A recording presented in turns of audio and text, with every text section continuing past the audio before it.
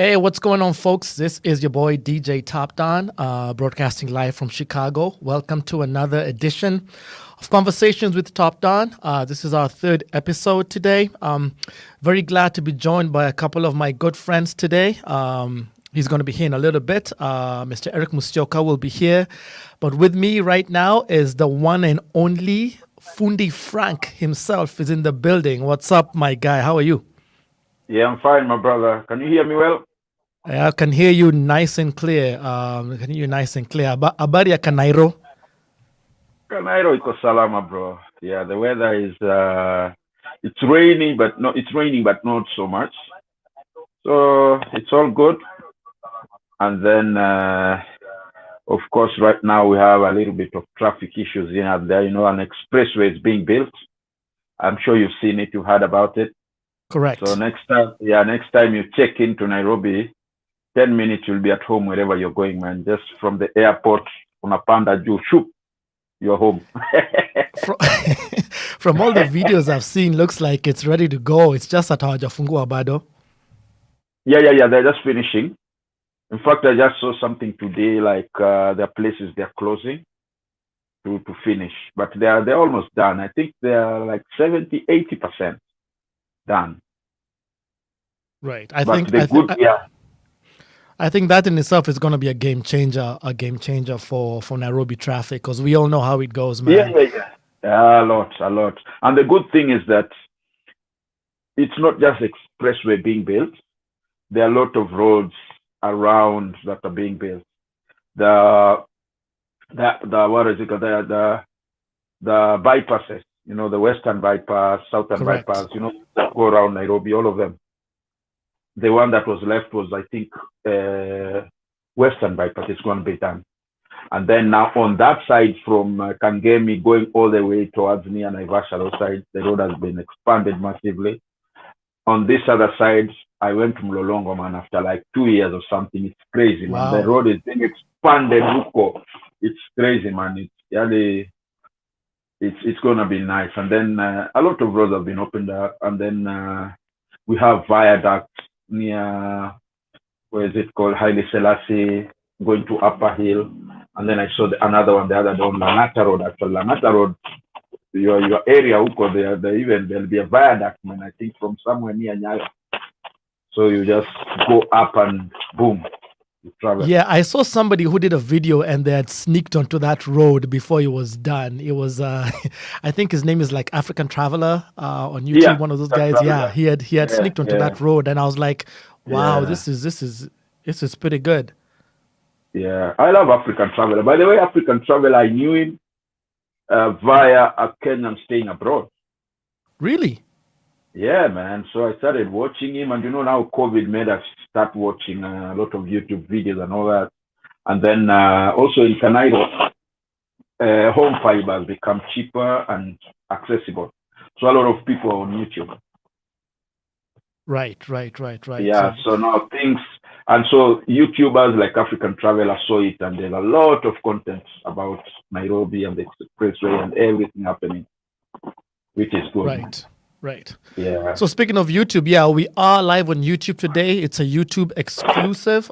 We are at a different time. So usually the show comes in here in the US, 7 p.m. Central Time, 8 p.m. Eastern. Today, to accommodate our guests from Kenya here, we different time zones, so we have to work both ways. So 9 p.m. start time in Nairobi, 12 noon here in Chicago. So if you're watching on YouTube, asante sana. Most people usually come in and watch via Facebook, but today we're doing YouTube live. So once again, this is Conversations with TopDonn. So this is our third episode today. And primarily we have been focusing on one, the role of the diaspora in promoting Kenyan music, so promoting it here abroad. So the last two episodes that we've done have focused on that. But today there are a couple of things that we wanted to focus on. And I think we'll start with the very first one here being the perceived role or the perceived decline of the production value of Kenyan music. There's been a lot of conversations going on saying, oh, music is a Kenya, they're whack, they're not they're not relevant in today's international landscape. Many things can be said about that, but I wanted to hear it from people who are actually on the ground, who are deeply involved in that in that industry. And so for yourself, Fundy Frank, being a music entrepreneur, somebody who's been involved in so many different things, first of all, as an artist, as an MC, maybe first of all, you want to just give the viewers a little background as to how you are actually involved right now in the goings on in the industry, and then maybe touch on just some of those points about where you think the industry is right now. Thank you very much, Don. First of all, okay, people know me as a fashion designer. So that's how I interacted with many artists from the days of Hardstone, then Musyoka, then up to Nameless, and then all over the region, people like Chameleon, AY, Professor J. I dress those days and we're in touch all the time. And then also I've been doing events with Musyoka East Africa, doing shows, campus tours. We've done campus tours in every town of Nairobi and outside as well. We've been to Kampala, we've been to Kigali with artists. And so through campus tour, I've also done lots of shows now with actually almost all the big artists. In 2015, we went to Lodwar with Diamond. And then in the same year, 2016, we heard Chameleon, we had AY, we had Sauti Sol in Lodwar. There was a time when Lodwar was really vibing, and we were the ones who were in charge with those events. And then I'm also involved in another one coming next week where Mbosso will be playing in Eldoret and then Lodwar. And then also I've done events, club events for like 5 years. We used to have an event at Tribeca where we launched music videos, every Tuesday. And then we moved it from Tribeca into Club 64, and then now we're still because of COVID. And we launched a lot of songs. We used to launch almost like 10 to 15 songs every week. In fact, it reached a time when we had to tell guys to slow down because the videos were so many and they're all good quality and all that. So I've done a lot of events as well, club events, call them Seto Nights, together with my guys, Mzazi, Willie Tuva, Samit Pride, DJ Flash, DJ Dex, and other people were involved. And we've worked with almost all artists.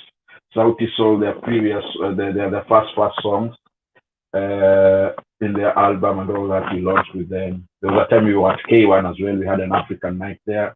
We launched with Sauti Sol, and we had people like Two-Face, where Tubaba was there, Ali Kiba.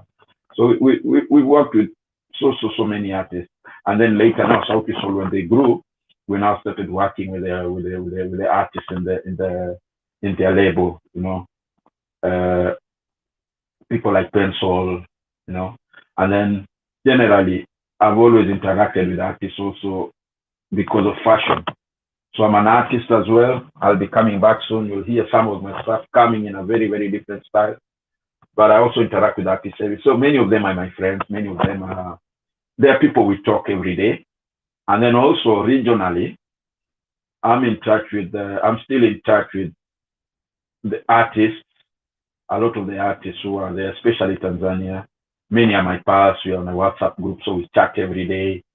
And some of them also come here, like Chini Amadi, without guys even knowing what's going on. Like 2 weeks ago, my boy Salam, who is Diamond's manager, was in town, and a lot of people didn't even know. So, but it's a serious business because this guy came to chill for about a week in Nairobi, and then I think he worked Monday, Tuesday, then Wednesday. Now we went out, but we used to chill in his apartment. He came to listen to 40 songs and to pick 8 for Diamond's upcoming EP. So you can imagine how hectic. So he decided, let him come and chill in Nairobi. But you see, it's serious business. And it shows where our music has reached. Because can you imagine a guy just coming to chill to listen to music and to choose, and then he goes and says, now these are the songs I've decided we're going to go with for his EP. That is just his personal songs. And then now the ones with he'll do some of the songs. Then there are some international ones that he did in the States that where Swiss Beats is the executive producer. Those ones I think he'll launch with Universal Records. He'll launch next year. But in December, he's going to unleash some songs. So that's how I'm engaged with the people in the industry. And in the group, I mean, with Tanzanians, I'm with Salah, I'm with Diamond's manager, I'm with AY, I'm with Professor J, I'm with the one I say who's also an MP now. I'm with like lawyers, presenters. We're just pals. We've been pals for many, many years. As in, every year I go to Tanzania, and when I go to Tanzania, I chill with Kina AY, Kina Salam. I actually knew Salam before even joining the industry. AY used to come with them to Nairobi, and every time he came, he used to come with artists. So this time, I'm the one who used to book for him, like the places where they'll sleep, and they came with Salam. Salam used to be AY, is just a guy. They used to also do events. So it is AY who actually linked up Diamond with Salam. He told him, now this guy is very good with events and all that, so he can help you guys. And that's how they hooked up. So they are guys we are in touch. Every time they're in town, we hang out. Every time I'm in Tanzania, I hang out with these guys and the artists and the people in the industry. Even his other managers, Babu Tale, Mkubwa Fela, they're guys we hang out with. It's just that in Tanzania, you'll find that they still have that thing of hierarchy, whereby they still have that discipline, a lot of discipline, as in there's that generation of, let's say, Kina Diamond.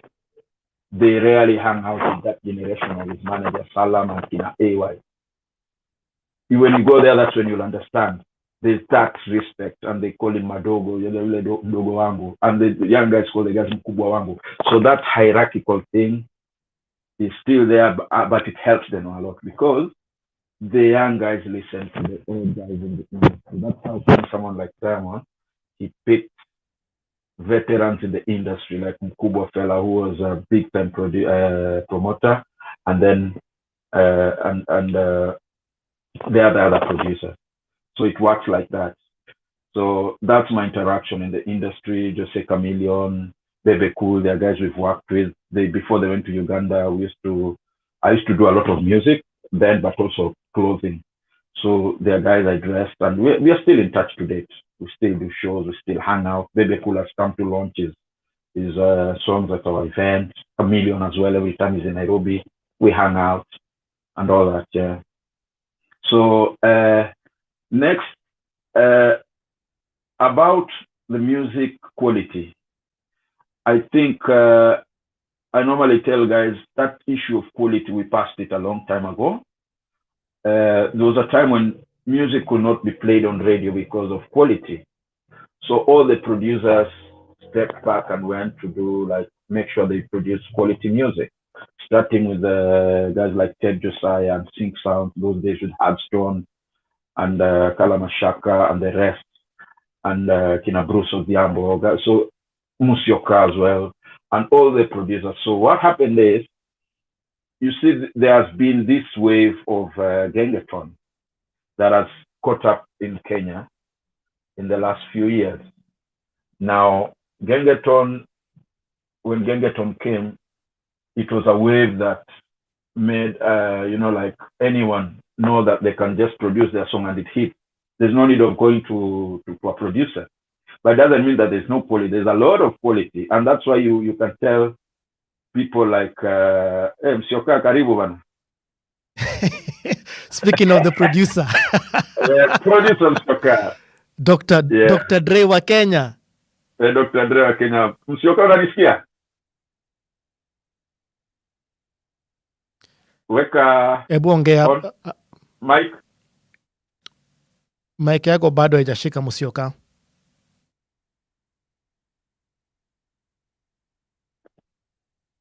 Aweka enter room. Check 1 2. Yeah, there you go. Karibu kabisa. Sorry, settings zilikuwa zimeenda, fundi wa mitambo alikuwa amelala. Zilikuwa zimelala kiasi. Ulikuwa umelala kwa studio. We know you. We know how you work, man. Hapa ni mabaika. Nilikuwa namalizia project mahali, so So the time ni rush okay. hivi nikadelay tu kidogo. All right. Anyway, ndio tumeanza tu sasa, tulikuwa tunaongea hiyo topic ya production quality. Ndio nilikuwa namwambia Don was saying that a lot of people were saying like the Kenyan music production quality has gone down and all that. So I was telling him it's because of the gengeton wave that came recently. Yeah. That's why the songs that hit, everyone just knew they could go and record a song and go to YouTube. Guys were looking at YouTube views and all that, and that vibe. So it doesn't mean that there's no quality. So I was telling him that thing of quality, we passed it those days of Ted Josiah. Remember when you could not be played on radio because of quality? Yeah. So guys like you, Ted Josiah, Bruce Odhiambo, and many other producers started producing really, really quality music. That it has been so. And I think there are a lot of producers, even if you listen to Musyoka's, by the way, Musyoka's gengeton with his artists, their quality is very, very good. So it's only that the confusion. Sometimes I think Kenya is also a very, very funny market, because I heard the other day BN even complaining at some interview. He said there's a song right now that I've hit that it's on Above the Belly, Below the Knee. It's a song that's for drunkards. Now this guy has a lot of songs, but Kenyans have chosen that's the song they want. So if that's the song they want, that's the song that is played. I've listened to Edu of BBC. You know, the presenter Edu. He presents the charts. And the songs from all over Africa, the songs he plays from Africa are the ones that have hit. So even if the quality is not that good, that's what people want. So I think it was also a phase. According to me, I think it was just a phase where people were excited, but we'll still go back now to listening to now what the producers are doing and the artists are doing, you know, and where African music has reached, we have no option, because we'll be forced by the market to go back to Musyoka, to go back to Ted Josiah, to go back to the producers who are now doing really stuff. And just to finish, I remember there was a time Musyoka told me, like, you know, when he was coming up, that when Fruity Loops came, a lot of producers came and guys saw it's easy to use Fruity Loops. But again, you could tell art producers who had been to a studio to work with the analog equipment did it even better, because now they knew all the tricks and everything. Just people like Mandugu Digital, Ambrose, they did it well, but because they went through the process. So I think this wave right now has just come because everyone was like, hiya, what are these guys telling me? I have to go to Musyoka, you have to do what? Yet I can sing here in my bedroom on the phone, and I train tomorrow, and I even have more views than him. So what is he telling me? But you see now, it's starting to hurt us, because now guys are realizing, hey, the world is moving, African music is moving, and out there, it is quality that they're listening to. So even some guys, you'll hear some guys on Facebook who are talking, they need the Nigerians, they just sing words, content, but what they don't realize is that someone like what's this guy who won the Grammys? Burna Boy. Yeah. Burna Boy was dissed by people, as I remember on Facebook, like 3 years ago or something. Guys were dissing him that he's done Fela Kuti. He's sang Fela Kuti word for word. But what guys don't realize is that Fela Kuti went to music school in the UK, then he went to the US many years ago. So he does like quality music. And that's what gave the guy the Grammy, because now guys out there can listen and know this is not Fruity Loops, this is not a joke, this is serious music. It's been done in a serious studio. So we are getting there. Unasemaje Musyoka? Yeah, true. I mean, it's the issue of quality is it's very subjective, because I mean, Fundi, you've given a very good example of the song by Elani, Pombe. I mean, people love it, you know. Yeah. Consumers of music, from where I stand, I can never blame the consumers of music.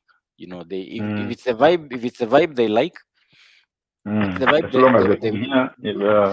because they don't have an ear that separates Burna Boy, Chris Brown, Elani, Sauti Sol.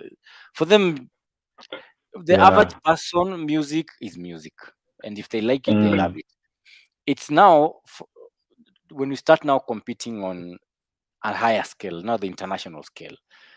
That's where now we can start debating about quality, because as you said, what can a DJ do and what can a TopDonn are exposed to. I mean, it's when our music now comes and you have 10 Nigerian songs and 10 Kenyan songs, you tend to find a bit of a discrepancy at that point, because also now you're playing at a very different league. So it's the issue we should be addressing is, as musicians, what forum and what stage do we want to compete in? Do I want to be happy with my local and regional audience, or do I want to scale up a bit higher and start competing, on international levels and other much bigger forums? So for me, that's how I look at it. Even when I'm producing my artists, the artists we are working with, as we are making music that DJ Edu and TopDonn can put together on their stations, and it'll blend with any other song, because DJ Edu usually tells me, out of every 50 Nigerian songs and 10 Kenyan songs that come, he can only find one of our songs to play. Because also the program's controllers, their level of listening and their level of articulation and music sense, it's pretty advanced. I did a forum with BN, and he was telling me he was with Chrissy Stewart.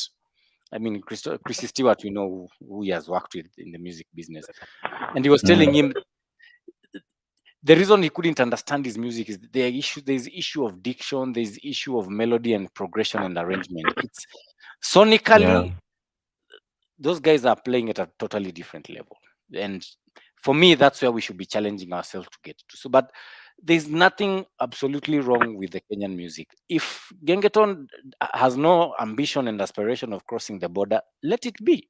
That's what they want. Leave it to them. Wale wanataka kuvuka border, you work hard, compete with the Wizkids and Burna Boys. There's nobody holding you back. Those in themselves are actual full length topics in terms of where the music in itself should go. Like, I mean, it's interesting we brought up that song, the Pombe song, because we've talked about it even last week here. And for example, a couple of comments, comments that have come in and saying the lyrics of that song, surely, like iyo wimbo inaenda wapi. Yes, it could be a hit locally, but ita compete na mawimbo inje. I mean, like, where does that artist want his music to go? How far does he want it to go? Joe Boy has a song called Alcohol. Yes, which we touched on last week, by the way. Similar message, right? Everything, but very different wording, very different melody, very different songwriting. But at the end of the day, does Ihani want to compete with Joe Boy?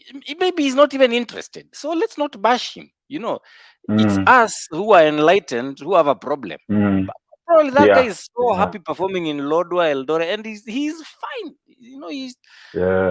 His ambition is not there. So, I mean, I work a lot with these guys, and that's one thing I came to realize. We may be bashing them, telling them, oh, they're going to get on artist, it's not going to compete. But, you have to understand this guy, first of all, where he has come from.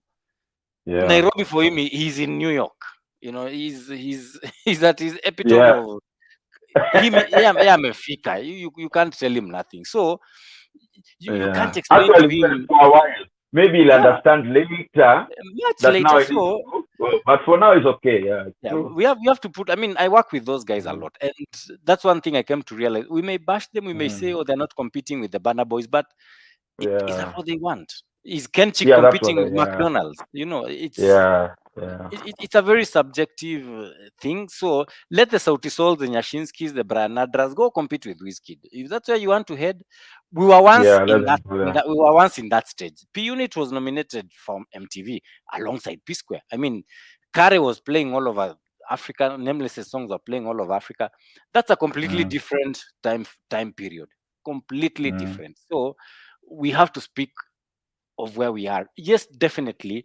I would love to see 50 Gengeton artists competing with 50 Nigerian artists. That's my dream.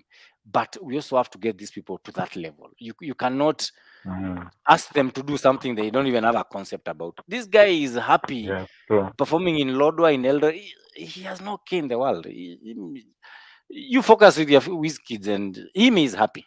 They're happy. So that's one side of thing that people really don't understand. And when we bash these people, And we wonder why, Yeah. even if we keep complaining, saying our music is not progressing, do the Mm. musicians want to progress themselves? If Well, Iani has a that's song, if Iani song is akiingia Whiskey River Loft inacheza hivi kila mtu anapiga nduru, why the hell am I bothering with Whiskey and Thames? For what? Mm. Yes, true. Wako huko. That's well, another okay. league. So I mean, like that's both sides of the coins, Musyoka, because you mentioned something interesting when you mentioned DJ Edu talking about being able to playlist songs. So I'm typically in the same boat. I'm not, if I typically I'd get maybe 10 songs a day from Kenyan artists, right? Yeah. And I will get, when I was actively on the radio, saying, can you playlist these songs for me? And I listen to them, and I can go a month and I can only have one song to playlist. That's not because I'm a hater who promote music as a Kenya. No, of course I would want to promote them. Come on. I don't have a reason as to why I wouldn't put them on the radio. But at the end of the day, especially for us that live out here, it's an international market. Just because I'm Kenyan doesn't mean that I'm going to favor a Kenyan sound of any sort, right? Mm. Because and your you go and program speak to controller program doesn't directors. understand. Yeah. Yes, They don't. They have a standard. If you've not reached that standard, bruh. But one thing that came out from our discussion last week was, okay, so you've brought out a couple of points, both of you, in terms of, one, do the artists that are quote unquote right now at the top or competing with this genre right now, do they want to compete at an international level? That's one. Secondly, if they didn't, is it a production issue that the producers are not producing what could technically compete at an international level? I personally don't think so at all, because I know kind of the things that can come out of that country. So I'll throw that back to you guys. I'll maybe have Fundi tackle that one first and come to Musyoka. But I mean, who is to blame for not being able to compete internationally? I think Musyoka has put it very well. It's high time. Hello? Hello. We got you. Can you hear me? Yes. Mm-hmm. Yeah, I think it's high time Kenyans are made to understand what Musyoka is talking about, because we confuse issues. We confuse issues a lot. And I remember some Tanzanian pals of mine actually have been telling me as a joke, Kenyans love complaining. And then later I came to understand it's true. Compared to, let's say, Tanzanians and Ugandans, Kenyans complain. You politics, what you do good, they complain. You do bad, they'll complain. Now it's the same people who are trying to put pressure now on this artist. Like Musyoka said, Kenyans should start understanding that you cannot start putting an artist who started the other day and is doing himself with someone who's international.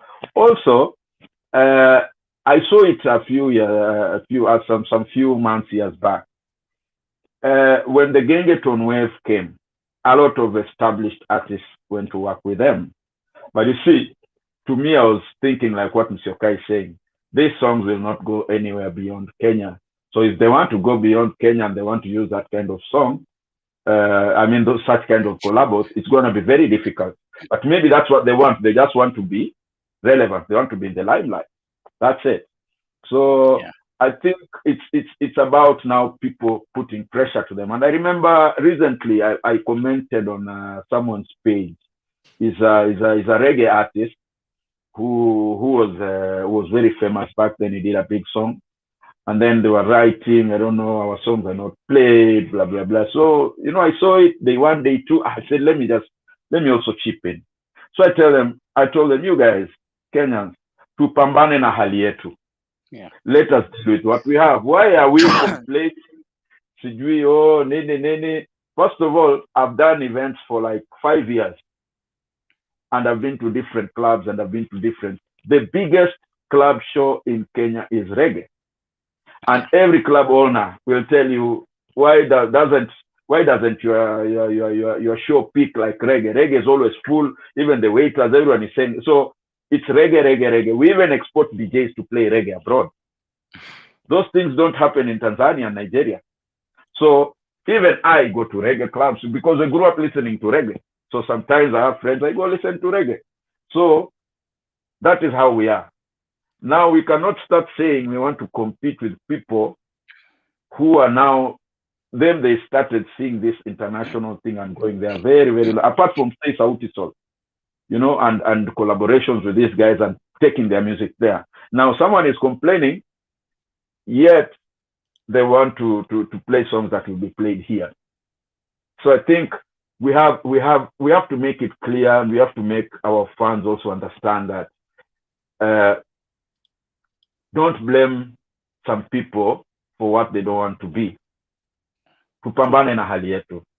So, like what Musyoka said, it's about ambition. Musyoka is known as a producer. There's a producer who's just happy to produce and pay rent. That's it. He doesn't even want to be known. He doesn't care. He's okay. Now, when you start telling him, so you have to mix this, you can mix this for a show, there's a Nini, a big production, he doesn't understand you. Him is paying rent, he's staying super in the hood, he's in one bed, he's okay. So don't start pressuring him. Oh, why aren't you like Musyoka? Why aren't you ambitious? Maybe he's not ambitious, he doesn't want to, he's okay. And sometimes we also forget as human beings, it's like, when you have, let's say, an entrepreneur, saying you have to do this, wake up early in the morning, do this, do that. Not everyone can do that. So you're giving them ideas of what they can do, but ideally maybe they're just born lazy or they're okay. Actually, most people are satisfied with what they have. And then we also make the mistake of thinking that what we want is what people want. And that's why you'll see that most people, for example, if someone has a lot of money or he has a nice car, so he thinks everyone wants a nice car. Everyone wants a big house. Everyone wants to, everyone wants bling. No. There are people who are okay. And I always give guys example. Look at our parents, that generation. Our parents, those days, even owning a TV set was not an issue. Owning a car was not an issue. But now, there are people who like, you have to own a car, you have to own a television set, not everyone wants that. Someone just wants to educate their kids, they're okay with it. So don't start saying like, this guy's not ambitious, that's why he doesn't have a car, a big car, that's why he's not driving that. No, that's not even the ambition. To them, the ambition is to buy land. Maybe they have land somewhere, Uko. That's the ambition, and to grow land and go home. That's it. not to set standards. True. A couple of comments coming in here. One of them is directed to Musyoka here. It says, are the artists doing what you say they're doing or doing such songs, or is it just because they don't know any better? And if that's the case, would producing a song at a better quality level take it to a different level? The answer is one. Some don't know any better, definitely, and others are content. I've encountered those two groups of people, and you have to understand that the music business has completely changed. It's those days we would do one song and you eat that one song for 2 years, they are gone. The shelf life of a song is 4 months at most. If you're lucky, 6 months, pushing it. So it's understanding that the market has completely changed, and nowadays it's consistency and volumes. The reason why we were competing well in the international market out there, the market was very fresh, we were very ambitious, we were very angry, and our benchmark was the international market. We were not benchmarking with anybody else. So it was rather obvious where we wanted our production to get to. But now the market is so democratized that people can actually make a living within their own small markets. For example, I'm sure you've heard of Diana Bahati. I mean,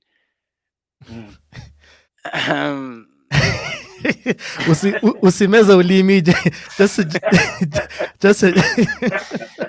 usimeza ulimi, just speak. We will talk, we'll hate as gatekeepers or as cartels as we are known, but that woman she's breaking bank. Her ambition is not to compete with Cardi B or Beyonce. She's not thinking. No. She has her market, 100,000 people who can buy a product and sustain her, and she'll supply that market. We have to understand it's a business. And so if we don't have a huge number of us competing with the Nigerians and the Wizkids, we cannot give that burden to Nyashinsky and Sauti Sol. We can't. Yeah. It's virtually impossible. For every Sauti Sol and Nyashinski, there are 50 Nigerians. How are you gonna? Yeah, it's true. Yeah, it's true. Those guys first of all have the numbers. They have the numbers. And their numbers are now counting. Like before we came on Musyoka, we were talking about how you see the Nigerians. Yeah. Finally, I think they're like the third, fourth generation of Nigerians who are there and West Africans. And who are just there waiting, bubbling. You know, people like Prestige, people like even Edu, DJ Edu we've talked about. You know, they're just Africans who are there in the scene waiting for things to happen. Now it just came boom. So all of a sudden, who are the people with the numbers? The Nigerians. They started going abroad the days of Biafra war in the late 60s. Yeah. Fali Kuti studied in the UK. Those days. So those guys are already, so they have the number. That's why they can fill up O2 Arena. So you can't pressurize a Kenyan to fill up O2 Arena. The numbers are not there. The Nigerians, first of all, in their country, there are many. Then now abroad, they are the most. I remember even growing up, my sisters, my cousins, they went to school in India, and they used to tell us stories. You ask them, how is India? They say, India is good, but there are many Africans, but majority are Nigerian. Yeah, it's a historical fact. There's more to it. So it's not that we are not doing much. It's just that we are not. For me, bottom line, we are just not competitive enough. That's for me. That's that's it. Because the guys who are pushing numbers in this country, like the Willie Pauls, the Otile Browns, like they've completely dominated the market, but they are missing. When now you start putting African playlists, their content is not competing in those markets. Honestly, do they really care? Bahati signs a deal with Boomplay, given several millions.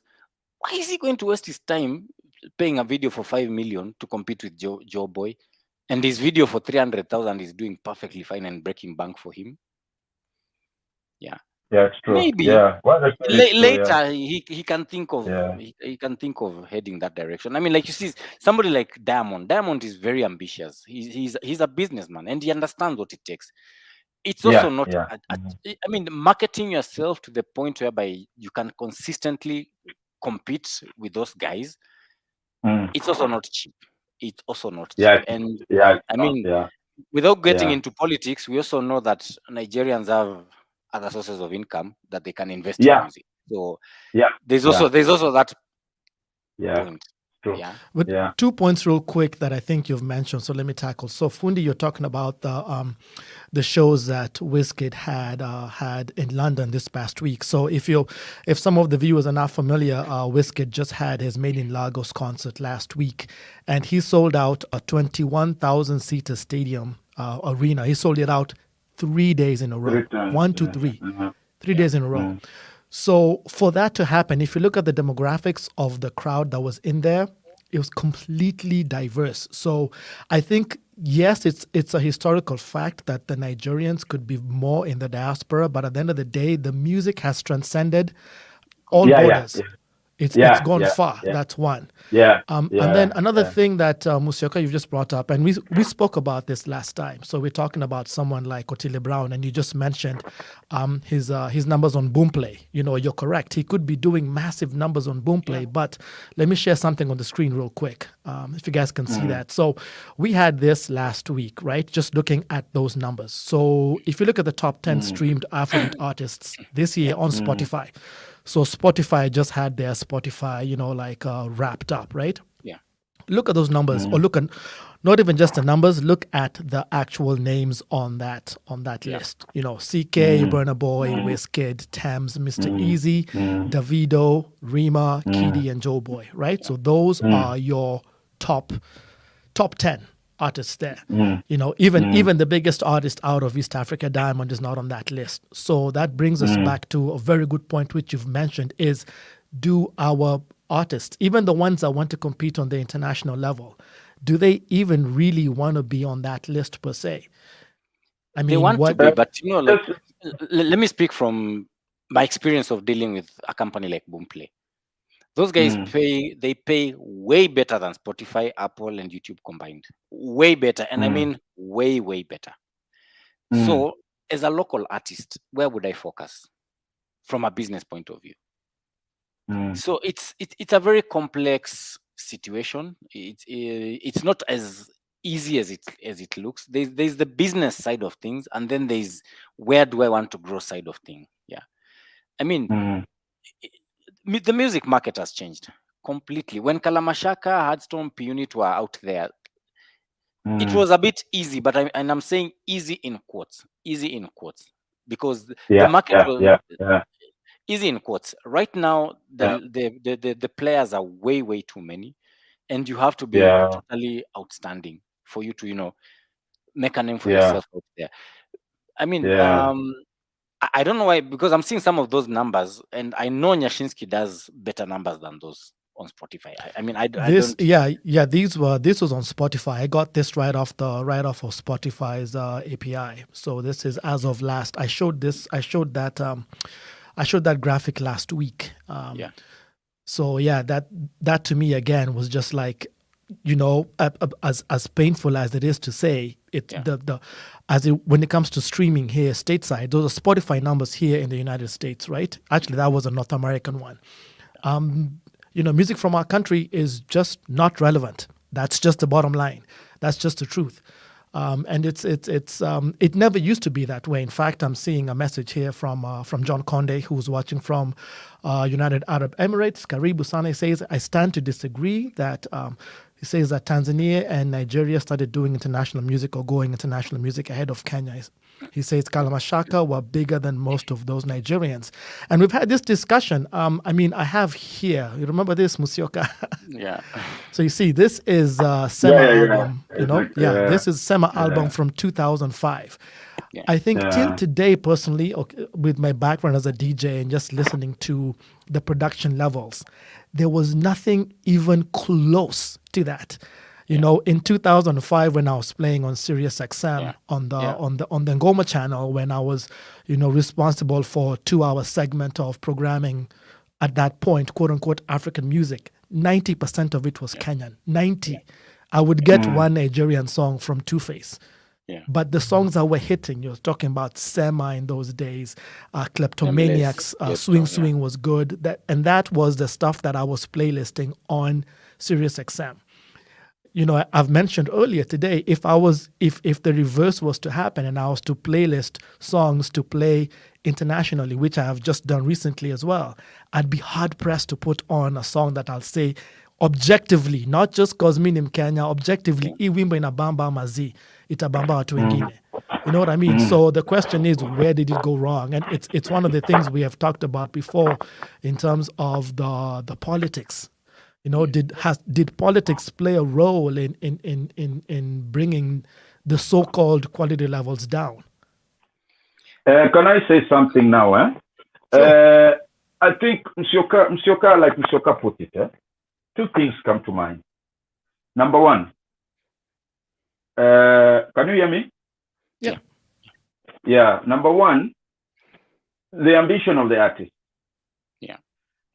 For me, squarely, that is my number one problem. Yeah. So the ambition of the artist matters a lot, because when Musyoka was talking about the numbers and everything, we know Nyashinsky from way back is our pal and all that. We know how Nyashinsky now does his thing. Nyashinsky is one artist who, despite making the biggest numbers, I think after Sauti Sol in Kenya, Nyashinsky is not the type of artist who's like Diamond. Him is okay with that, what he makes. Even during Corona, up to now, even up to last week, guys in Tanzania have been looking for Nyashinsky. They want him to perform. He's not going. Why? Because he has ABCD to do. He's not in a hurry. The streams and all that are making him money. He's okay. So he's not in a hurry. He'll do some shows. He's okay. So you can't push him to be like Diamond. No. And I think that's where we went wrong, because remember when Nameless was the biggest artist in East Africa? They used to do shows. Then there was Wyre, there was, these guys used to dance. What Diamond is doing now, Nameless did many years ago. I remember at the Mamas here when they came, Diamond was not even anywhere. Nameless won, Wahoo won, before that, Dion had won. So after that came people like Kina Jagu and the rest. They did not incorporate what Kina Nameless were putting, hard work and dances. Jaguar was not dancing, or they was not even putting dancers. Yet he was the biggest artist. So you could not put him to compete with Diamond. Now Diamond, on the other hand, is a businessman and he wanted to compete with the Nigerians. I remember one time Lucas of Ogopa, is the one who produced his song number one, yeah, the original and the remix. So Lucas told me, Diamond called him and told him when we came to produce the song, the song which has Avrileo Kesho, yeah. So when he came to record that song, he talked to Lucas and asked Lucas, guys at home, even in TZ, by the way, those days guys used to complain. Guys are complaining about Nigerians and foreigners coming here to take our money. We are being paid less. What do I need to do so that I can compete with the Nigerians? Lucas told him, it's simple. Look for a budget. Look for something like, I think, 2M those days or 3M. Look for that budget. Come, let's go to the SA. The Nigerians are shooting in SA. If you want to compete at that level of the Nigerians, get that budget, come. And that's what he did. It's even on YouTube, by the way. There's a place where Diamond is talking about number one, how they shot it. You can go on YouTube and see it. He got Lucas. He got the budget. Lucas got his side guy who shoots. He's called Alfie. They got the budget. They went to South Africa to shoot with a guy who was, Lucas was like a co-producer. So they got the Wazungus, they got drones. So they did what the Nigerians were doing. And they used a guy called Godfather. He's the one who was shooting most of their videos. Remember, I know Godfather because I met him. His first video, actually even before Diamond, it was that he did for AY, and it was 11,000 USD. He paid me at Huron Court. AY had to travel because that guy works for DSTV sometimes. So he came and paid him, and they went to shoot in SA. So that level is where now Diamond put himself to compete with those guys. And up to date, that's what he does. He can break the bank to compete with those guys. He can break the bank. That's why some guys even wonder, even in TZ itself, some guys look at someone like Diamond, for example, they think he's crazy. He's wearing chains, he's driving a Rolls Royce. He's not doing for the Tanzanians and his stuff. He's doing it for the Nigerians. So to compete with them at that level, he has to do those things so that those guys also see. Nigerians call them big boys. So they say, oh, he's a big boy now. They think he's playing at that level. So if you want to go to compete with these guys and do those things and collaborate, then you can go that way. And it's not cheap, like Musyoka said. It's not cheap. Now, there's some people, even Chameleon, one time he told me, there was a time when he wasn't doing videos. He was looking after his family. So most of his money was going from music to his family. Then he was saying now he can start producing videos. But you see, it's not easy. Because now people have priorities. He says, do I spend 3 million to shoot a video, or do I buy land? Those decisions. So, like Musyoka said earlier, some of these people are business people. To them, they are risk takers. As you know, an entrepreneur, there are some of them.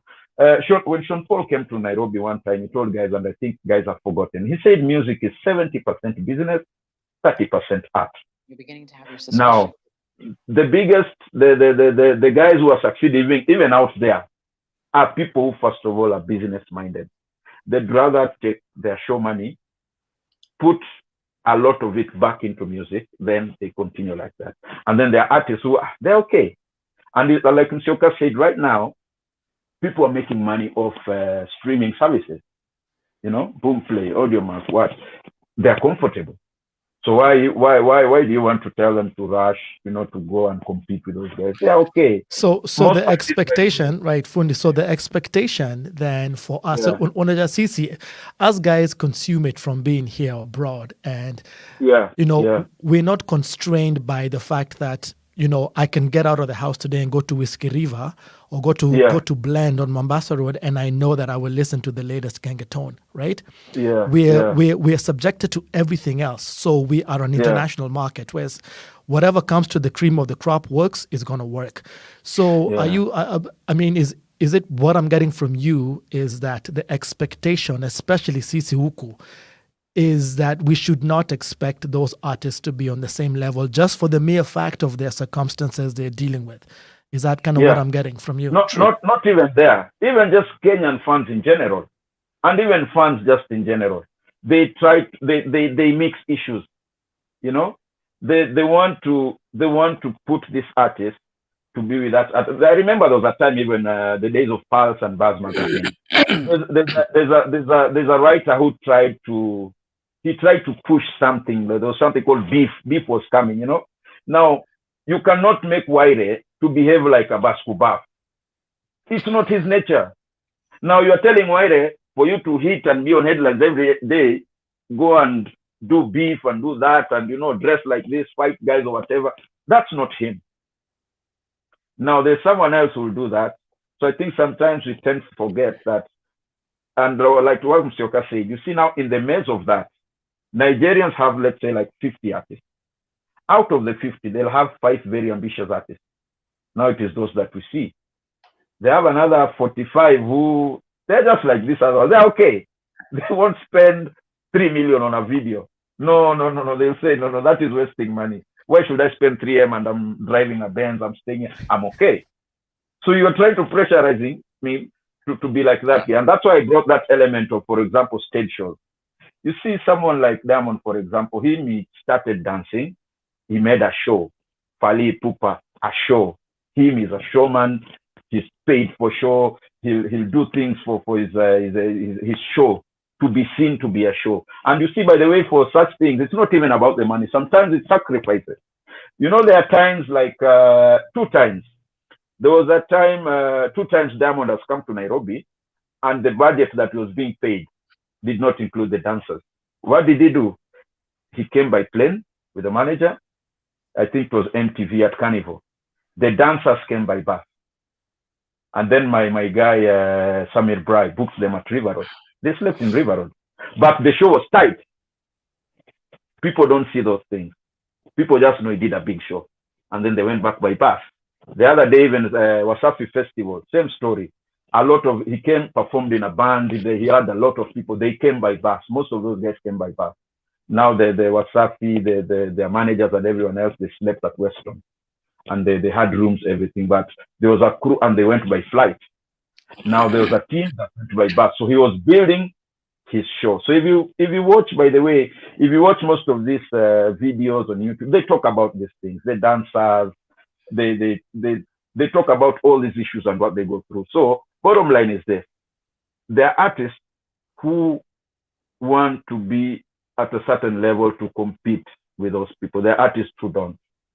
So let's not confuse and pressurize them and compare them. I think there's something like Bien likes saying every time we talk about music and all that. Bien of Sauti Sol, he says, let's not compare people that much. Let everyone run their race. You don't want to make, you are saying now, Unit, you guys were big those days. We want you to go back there. The way Eric Mondi has been doing it. No, those days are gone. And like Musyoka is putting it here, you are talking about airplay. Which airplay? If you look at the list, I watched the list like the one you had, yeah? Mm-hmm. The list now in Kenya of top radio stations. Number 1 station is Citizen. Number 2 is Radio Jambo. Number 3 is, I think, Milele, Maisha. And then out of top 10, there are 5 vernacular stations. These vernacular stations play 100% Kenyan music. So when you're talking about play Kenyan, they don't even know what you're talking about. They are played every day. Now, Kenyans are the ones listening. Aramogi TV was open the other day. Luos are there, Nini, they'll play their music. So when you try to now mix, you have to do this, and those days are gone, man. Those days are gone. Guys are now watching YouTube. Guys are streaming. If I want Davido's song, I will not wait for a presenter to play. I'll go to his page. In fact, he'll announce. He'll announce it. It's the other way around, by the way. It is stations who are getting music from artists. They will announce and say, I'm releasing, period. Now, if you check even statistics right now, most of the artists, I checked recently, most of the big artists in East Africa right now have bigger numbers than all the stations, be it on Instagram, be it on YouTube, anywhere. So artists are growing like that. And that's why even, let's say, the Gengeton artists an artist that released a song today, it has hit in a month. He has a lot of views. What are you gonna tell him about quality? And yet his song has hit, and yours that has quality has not even hit. What will you tell him? And it's their generation where they're looking at things on YouTube and all that. You see? So, and him is happy like that. Like Musyoka said, he's happy. He has the views. He'll be called. He'll get a check. He's a guy from the hood. He's never gotten that kind of money. He's okay. Lastly, if you look at things are actually progressing, but sometimes you don't look at them. We just pressurize these artists for no reason. Musyoka knows this. When we were growing up, starting the music industry, and Musyoka was doing his production in Mlango Kubwa, then Homeboys. Those days it was normal for big artists to walk and grab a mat. When Hardstone was starting, we used to go with him at Sync Sound. His best friend was Fox's Pressure, the late. We used to go and we go eat Madondo in South B. When he's going home, he's either he's dropped by his guys by car, or if he's going, he has to hide his face. It was even a story in the papers. People have names, but they don't have cars. Bruce Odhiambo even once told Foxy Pressure, was pressurizing him. Oh, I'm not recording Hardstone. Bruce told him, Chief, if Hardstone, if St. Josiah cannot make Hardstone to drive, why should I listen to him? That was then. Right now, all the big artists, Tile Brown, Arrowboy, let's say top 10, they're all driving Benzes. They're all driving. It started with Nameless. They are right now. The artists are comfortable. To them, they're okay. So when guys make noises and all that, to them, he'll sing with the next Gengeton artist and hit. Then he'll be called to Eldoret. He'll be paid his 300K, 500. It's okay. He doesn't want to rush for now to be paid, let's say 3 million like Diamond. No, they're okay with that. He'll pay his rent. Actually, most of them have now moved. I know a lot of artists. One time there's an artist who was telling me, you see, we used to wish to stay in places like Westland. There are a lot of artists now who are staying in Westland. Yeah, in Karen, they're driving big cars. They're okay. Now streaming has even made them make more money. So they're okay with it. Maybe, I always say, we'll need to get an artist with that kind of ambition of trying to compete with those guys. Then now he'll do it that way. But in the meantime, we are dealing with people who are mostly comfortable with whatever they're doing. Sindio Musyoka? Yeah, and the irony of it all is that the audience that pushes these Nigerian numbers, it's Kenyans. That's the irony of it all. And also, it's the same audience that has made Pombe a big song. The same audience that has made Joboy a big song is the same. Yeah. Those songs, Joboy's song will play here hand in hand with Pombe here in the club, and people, they'll go berserk. So it's thoroughly, yeah. It's a catch-22 situation, So does Yanni want to spend 5 million to be like Joboy? Yeah. He's happy with what he has. When that time comes, maybe. I mean, it's investing in music is not cheap. It's not cheap, and especially in a market whereby the real superstars in this country are politicians. It's not musicians. Yeah. By the way, that's where the musician. That's where all the money is. And are people willing to invest in music? Not so much. And that's a fact. Yeah, not so much. Yeah. So it's a fact. Gengeton gets such. Go ahead. I know because I deal with a company called Platoon. Platoon are the same guys who've invested in Joboy, we've invested in Adenkunle Gold, who have invested in Mr. Easy. And I was privy to some information about their budgets. The Nigerian budgets are 5 times what they gave Brian Nadra. 5 times what they give Brian Nadra. Yeah. So am I gonna shoot a video? For me, one video for Joboy is Brian's entire budget for his project. Yeah, it's true. Yeah. So I mean, it's a catch-22. It's also from a business point of view. The investment is also one thing. It's not easy to make those kind of decisions. Yeah, and I remember the sacrifices that Sauti Sol have had to make for them to get where they are. Like when they're shooting a video for $30,000, I mean,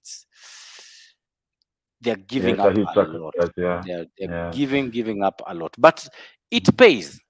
But again, how many people want to take that kind of risk? Yeah, it's a risk. Majority of the musicians who are Yeah. big in this market, the economical backgrounds were terrible. They were terrible. So for them, as much as the moment they start making money, it's just fast to invest, and spend as little as they can, because they don't want their families or their children to have a life like they've had. It's not a unique case to Kenyan musicians at all. But again, how much do I want to put into my music? Like, for me to get where I am, personally, I've invested like almost everything that I make back into my business, and that enables me have an edge over everybody else. But how many people want to do that? How many people want to do that? Yeah, And not you cannot put the entire weight of a nation's success on the shoulder of a few people. No, totally, Musyoka. I actually wanted to go back to that. So you brought it back when you're talking about Brian Nadra. So for some of those people that might not know, Brian Nadra is an artist on your label, which is Decimal Records. He happens to be one of the few artists whose songs, when I got immediately, I playlisted and played. I used to tag you all the time, Musyoka, when I played in all African Afrobeat playlists. Yeah, when I would play Leoni Leo, the very first day I played that song on a mix, the PD of the station of Power 90 shot at Power 92 in Chicago asked and said, "Hey, which track is this that you're playing?" And I said, "It's this particular track." They're like, "How come I don't know this artist?" I'm like, "That's the reason why I'm here. It's to make you understand the artist." So when you talk about that, I was looking through your discography, which is very, very long.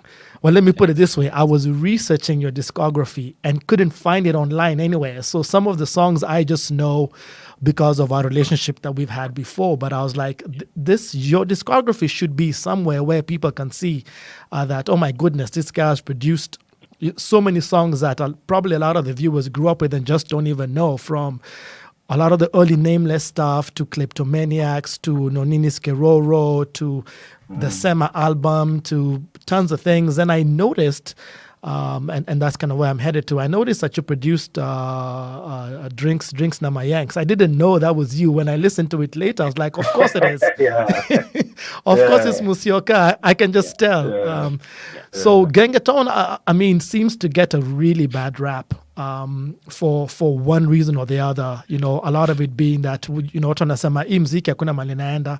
But I noticed that you're on that. You produced that particular song, and that was the biggest song, you know, for over a year coming out of Kenya. So I mean, like, just additional thoughts as to why you think it gets that bad rap. I think we've talked a lot about it in terms of, you know, maybe a lot of those artists crossing over internationally is not their goal.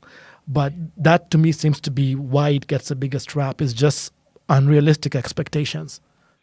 That, and also, like,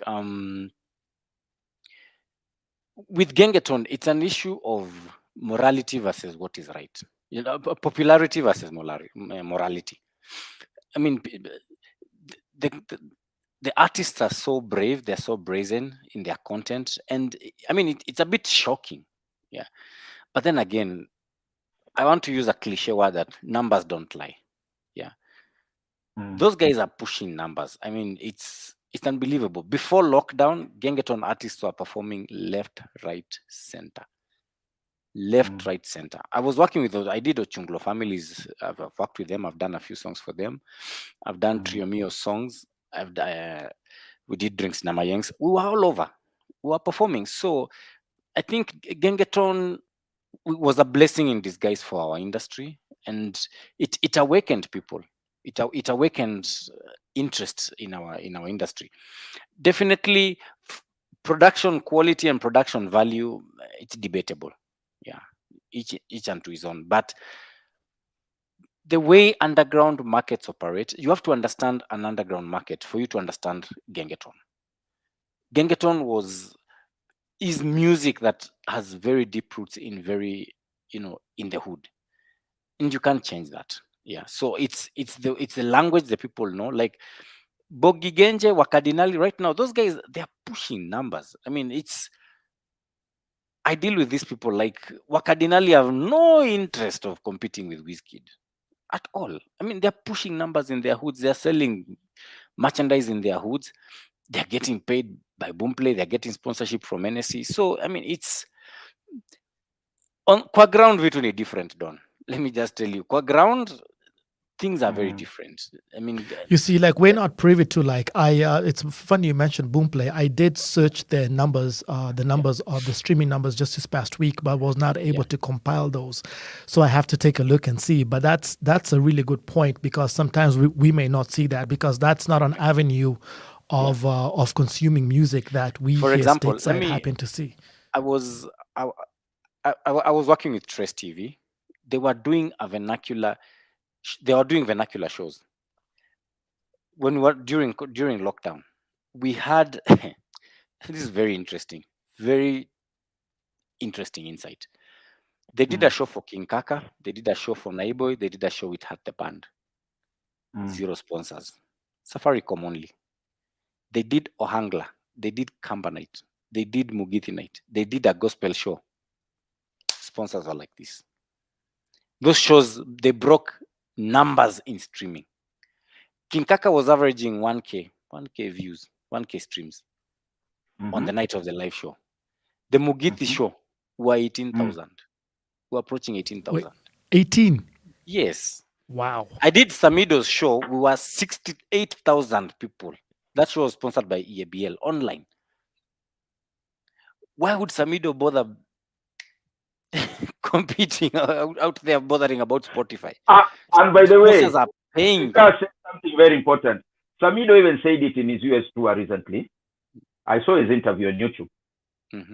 Someone asked him, he performs for a Kikuyu audience. He was like, yeah, that's my audience, and they're paying me. I don't even want to go beyond that. I'm happy with them. He said it. Yeah. You can see it on YouTube. He's okay. He's busy every week. And Kenwa Maria is a friend of mine. I've been to his show on Kangundo Road. There was a time he was playing on Kangundo Road like every day. Entrance is 100 bob, but he performs every day. He lives in a mansion in Machakos that even a politician doesn't have. He drives a bigger car than CEOs. So what are you telling him about you going where?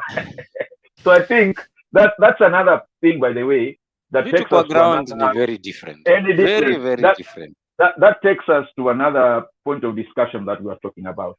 We forget that the Kenyan music industry is very fragmented in terms of, let's say, tribes and all that.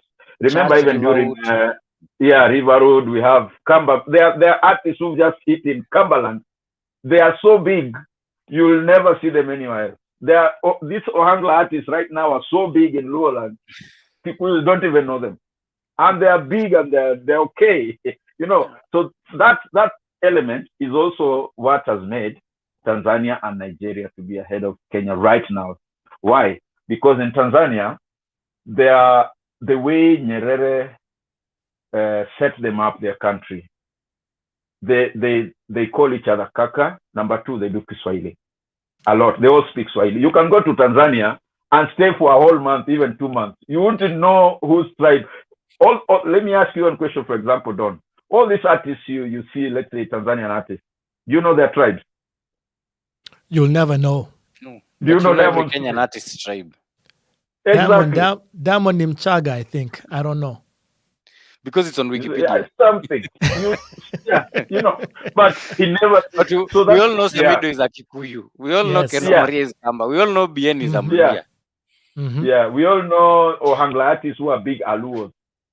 We all know like that. So that's how we operate in Kenya. So sometimes we want to pressurize guys to do things that are not realistic. Now, when it comes to mindsets are very different. Like from that experience, I mean, for me it was an eye opener. The client kept saying we did 2 Angla nights, we did 2 Mugithi nights, we did 3 gospel shows, but we only did 2 urban shows. 2. And those urban shows, all those artists were lumped into one big group. It justifies what I was telling you, TopDonn. You see now, it justifies what I was telling you about radio stations. The number 1 radio station is Citizen. Number 2 is Radio Jambo. These are stations that speak Swahili. They talk to them third person and they play. Those 2 play maybe 80-70% local stuff that people want to I hear. listen to Radio Jambo quite a bit, actually. You'll be surprised. Yeah. That's one of the ones I listen to just to hear the Swahili vibe, because it's not not something you hear every day. So and that's even one of the stations I listen to. even the music, their playlist is not what you'd hear on Capital FM. So people want to, when people talk about, they want people to be played, everyone to be played on Kiss and no. Like Musyoka said it, those vernacular stations have numbers and they have people and the artists are big and they're also fragmented.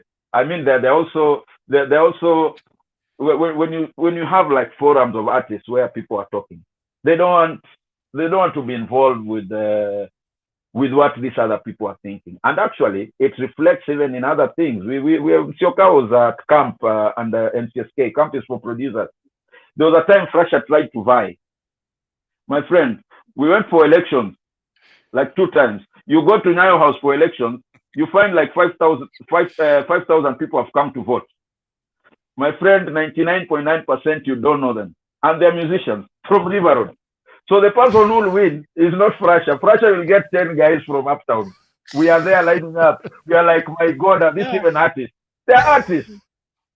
And they're we're playing, they're the ones making Kameme hits, That's how we are, man. Yeah, it's actually funny. Somebody has mentioned in the comments here, John Katan, is like those numbers of the population base in, let's say, Nigeria is 214 million, Tanzania 63 million, Kenya 55 million. He says those numbers tell a story, right? Besides those numbers, the national mindsets, which Fundi you've just talked about, national mindsets and patriotism have a great impact on music consumption because, again, for us here, we are impervious to that. You will, I don't have the access. Even though I do have the access to Kameme or to Ramogi or to Wyre, it's not the same as Kukwakwa ground, whereby you'll feel it. This one is just a little bit different, where you'll feel it, because we're not privy to that. What I'll see is, or what people will do is like, hii song hit on YouTube, angalia Spotify, hamko kwa hizo playlist. So that's kind of where we come from, But it's really good insight by both of you in terms of what the expectations are, because prior to this discussion, that thinking wise was not really clear per se, to say maybe he doesn't want to go where you want him to go. For example, what I mean? DJ Edu has been trying to interview Nadia Mukami for 1 year. She does not respond to his email. She says, I'll call you back. She's not bothered. Imagine. She's not bothered because she's ignorant or arrogant, but she's okay with audience ingine. She has have endorsements here. I have my hit songs here. I have my shows here. I'm expecting my baby. I mean, guys, it's a very different. What I'm saying has also happened to me, for example, in fashion. There was a time in the last election, I turned down interviews on TV because guys kept calling me. Fundi, we want to interview you. Are you the one who made clothes for Pentagon, Kina Raila? You're the one who made them, So we want to interview. I said, I'm not interested in interviews now. My focus is now different. I did that then. You get it? So now a presenter will not understand why I don't want to be interviewed about. You see, they want to interview about, political clothes, politicians' clothes and all that. For me, I've left that vibe. So I don't want, so I'll not even call him back, or I'll not answer, because I'm not interested in the show, or I'm not interested in the limelight anymore. If it's someone, when I was coming up, I would jump on an opportunity to be seen on TV. It was big. For now, I'm not interested. Unless I'm being paid or I'm getting some money or some mileage somewhere, I'm not interested in hype. So I think that's where we get it wrong. And like Musyoka said, Kenyans, the same Kenyans who are complaining, are the same Kenyans who are making these other people rich. Diamond's manager, Salam, used to tell us every day, but now it's open. Used to tell us every day. He said, do you know, by the way, Diamond makes more money from Kenyans than Tanzanians? Asked him how. He said, you see, Tanzanians, they love Udaku and to watch. That's why they have lots of numbers on Instagram and all that. But they don't buy. They don't view per se, or when they purchase, they copy. You get it? Kenyans are different. Kenyans are many and they're liquid. So Diamond is actually making more money from Kenya than Tanzania. And that's why you keep hearing saying every time, and even though he's was happy, Kenya is my second home. He doesn't want to injure Kenyan.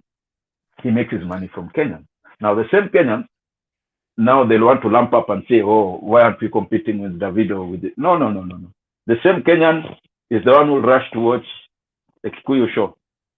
The same Kenyan, when elections come, now everyone troops back to their cocoon of tribes. You know? If those same Kenyans would come together and say, okay, let's watch this show, all of us as Kenyans. It's not that, it's not our culture. Another example, look at Tanzania, for example. And we saw this many years ago. We went with Kalamashaka to Dar es Salaam in the year 2000 and realized, like, in Tanzania, the Tarab artist, you know, Zuchu's mom was already big those days. And all those Adija Kopa, she was already big. All those Tarab artists are very, very big in Dar es Salaam. Why? Because Dar es Salaam is the capital city, but it's in the coast. And number two, because of language. So when a Tarab artist hit, the whole country knows the artist. How many Tarab artists do you know in Kenya? Only one, I think, Vidonge, those days of money, hit, that was it. Now the Tarab artists, even from TZ, even that Hadija Kopa, she comes, she performs to her crowd of Tarab listeners in Majengo, but most of her shows in Kenya are in Malindi, Mombasa, Lamu. But at home, she is big. She performs everywhere because everyone speaks Swahili. Everyone listens to Tarab. There's a music genre right now, very, very big in TZ, and it even has big artists. It's called Singeli. Singeli is like traditional, like Chakacha. It's very, very big. Now, those artists, they are so big that even these other artists like in a Diamond and all that, they're even now collaborating with them so that they can hit in the hood. It's music for the hood. Very, very fast. And they had to copy. I saw Diamond and Harmonize and Rayvani all did songs like that, right? They've all done collabos with those guys. Now those guys are not known in Kenya, but there they are big, and it's because they all sing in Swahili, so the whole country knows it. It's their culture. So here we have all these fragments. Someone hits is big. This one is Uptown. No, we can't support Uptown because I think in the near future we are going to have artists. You see the way the Gengeton wave came. I think very, very soon we are going to have now artists coming up wanting now to compete with Kina Davido and all that now, and they'll do what it takes to compete with those people. And that is what Sauti Sol has been doing. Sauti Sol decided they want to compete with those guys. So they invested, like Musyoka said, they broke the bank and did those things. They collaborated. How many collabos have Sauti Sol done with Nigerians? Which other Kenyans have done collabos with those people? You don't just get there like that. Diamond's manager, I think a few years back, we were hanging out with them in Nairobi, Salam. He was telling me, you see, right now we are targeting the Francophone countries. So that's why we are doing music with the Congolese. It's paying now. Diamond is performing in Conakry in Cameroon. This December is performing in Gambia, Comoros Islands, Mayotte. Now he's going there because that was his target. He paid Kofi to sing with him. Guys were laughing, he's done that Kofi. No. His target was the Francophone market. He's broken into that market. He's done collabos with like 5 big, started with Papa Wemba. He did it with Kofi. He's done it with Fali. He's done it with Enos B. He's okay now. The Francophone guys know him. So when he goes even abroad, his shows are bigger than most average artists. Why? Because the French-speaking guys will come. I know guys who knew Diamond because of Kofi. I know an aunt of mine and they didn't even know Diamond. They're like, who is this young guy? They sang with Kofi. They know Kofi from the Kitambo. But now it's married. So now the same guys, let's say these guys are abroad, they'll go to that show. So that has been his target. So we cannot start saying, for example, why is Trotile not performing in Cameroon? Why is he not performing a lot in Congo? Diamond is 5 songs down in Congo already. So how does he even start? Unless one song breaks, then it becomes a hit because music is but business-wise, is not invested in being played in Congo. And also mentality. I remember there's a big artist the other day. I think he's abroad. A big artist in East Africa. He put clips where he was hanging out with the Wizkid, you know. And this same artist, I remember like we were hanging out a few years back. He used to like telling us that, you know, I'm not doing collabos with these Nigerians. Why? And actually, even another big Kenyan then used to tell us this. I cannot do a show with the Nigerians. Why? Because these Nigerians, they want to come to Kenya, but they can't make you go there. You see? That was their perception. But I used to tell them, you guys, it's not about you hitting in Nigeria. Even Diamond was a tiny day. I mean, Jaguar, he did a song with Iyanya. We went for some event and he stood and talked. Oh, Iyanya is not pushing my song in Nigeria. And guys were clapping for him and they were happy. Hey, let me say me, even if it's production, I'll go with my producer. Iyanya was saying we have to use his producer. I was like, you guys, can't we look at the bigger picture? Performing with Nigerians does not mean taking you to Nigeria. It means the rest of Africa respecting you. Performing with Americans does not mean breaking their market. And that's why I think Kenyans generally, we don't look at things in those big perspectives. The other day, Diamond was trending because he was talking to Snoop in studio and he was just nodding his head. So guys were saying Diamond does not know English. Now, don't look at the bigger picture. This is Uncle Snoop. What will you tell Snoop? Snoop is an old, even being with him in studio, you won't even talk. And it is Snoop who took him to PDD. He took him to Busta Rhymes because he was humble, he was polite, but still, that was the bigger picture. The other time they were laughing at him, oh, he's done 25 seconds with Alicia. Alicia, my friend, even 2 seconds in his song. Musyoka knows what it means. Look at it now. His next album is coming. Who's the executive producer? Swissbeat. Who'll be in the album? Alicia. Now properly, step by step. But it starts with the bigger picture. Be with this person. You know, humble yourself. And I think that thing of humility also comes in. And that's why someone like Musyoka has gone far, because since I've known someone like Musyoka, he's never been that. He has the biggest name, you know, as a producer, but he's not that bragging kind of person. He does his own thing. You get it? So see, most people would not even know. That's why I was saying, Musyoka, we need your discography actually online. Even personally, like I usually know, like I know most of the songs, but they, you know how I researched that thing. I just went back to Gmail. Thank God for Gmail. So every song that Musyoka would produce, he would send me what they call the 3-piece. You know, so I went back and just searched your name and tons of stuff, P-Unit, some of the Sauti Sol stuff. I'm like, dude, you need to put that on an actual page somewhere where somebody says, oh my God, I had no idea. I had no idea this is what this man have done. Actually, what? I've done that for you now, even now. The what? They don't care. No, they don't care. No, I still get them. And this was part of our discussion last time. But even now, in terms of the thought process, for example, for a producer, you see, Musyoka, for example, at that time knew kind of where we were here stateside, being able to push people in positions to be able to push our music. And I remember you would push the stuff to Edu, you would push to me, John would push to me, I would then disseminate to different people. But even today, like I mentioned earlier in the show, I will get an email or I'd get 10 emails a day. Mziki may come, but there's no relationship. So how would I know? How would I know who this is, what it is? I mean, so if somebody sent me the email with the music for a reason, hoping that I could break it, and I get them all the time. I get even on Instagram, niweke song kwa radio. Like, okay, like how now? I don't know.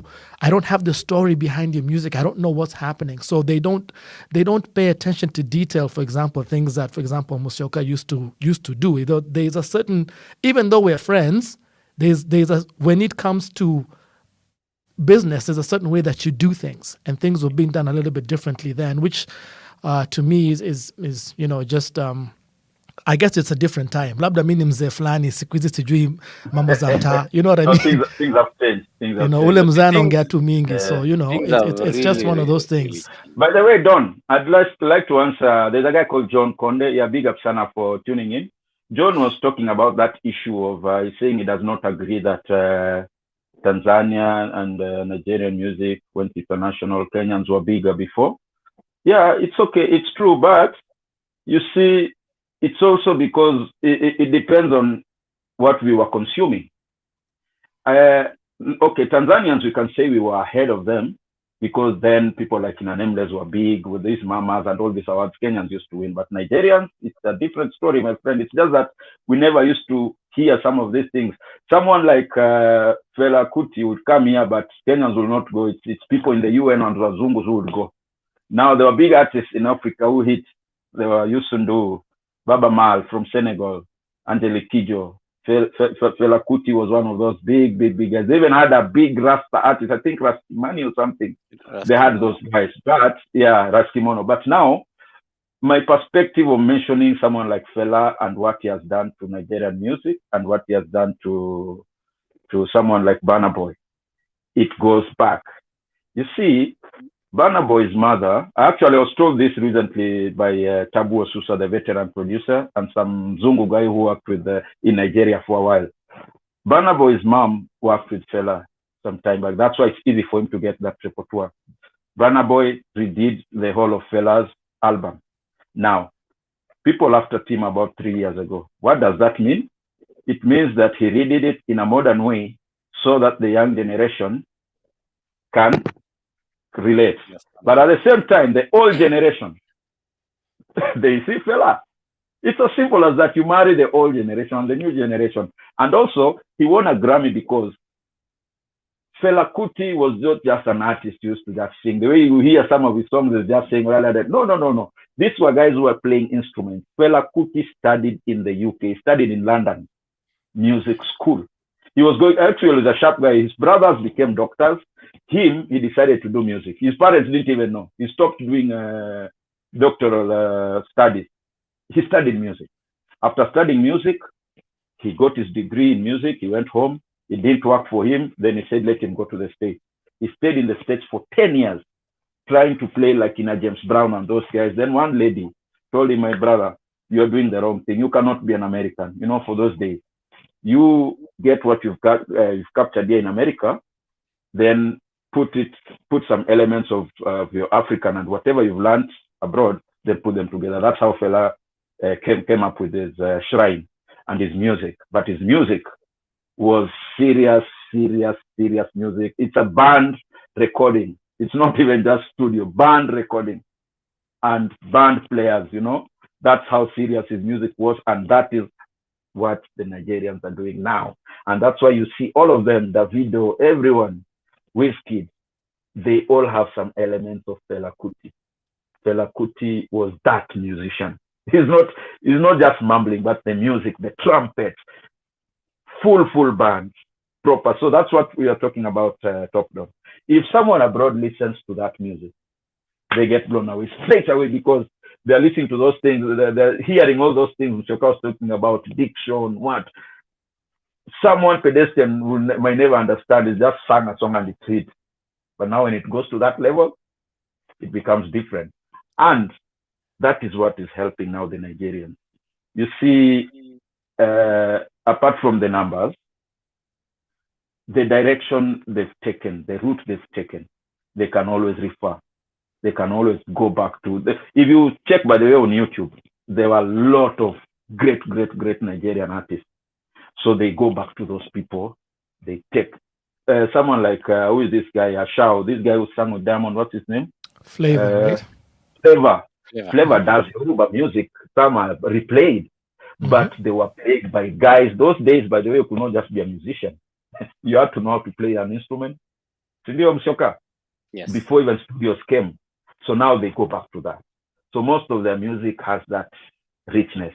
And even here in Tanzania, by the way, if you check properly, some of the hit songs were done with older artists who did some songs. For example, number one, the trumpet in number one by Diamond was done by a veteran. He's not known in Kenya, but he's very big in Tanzania. Very big. Music. He told him, come and play for me. So that goes back to the musical. So anyone anywhere will listen to that and say, wow, this production is serious. I went to Kili Awards, I think 2015, and some ladies, some mothers came. I think they're like 60, 70 years old. 3 of them, they came on stage. Me, I don't know them. They sang Tarab. When they went on stage, everyone stood up. Then they sang. Their voices, amazing. Then now that's when I heard from the MC. The MC then was Vanessa Mdee. She said, "Thank you for the legacy you've given us. When you listen to Lady JD, everything she sings, the way she sings, the way she does, it is from those women. They are known in Tanzania.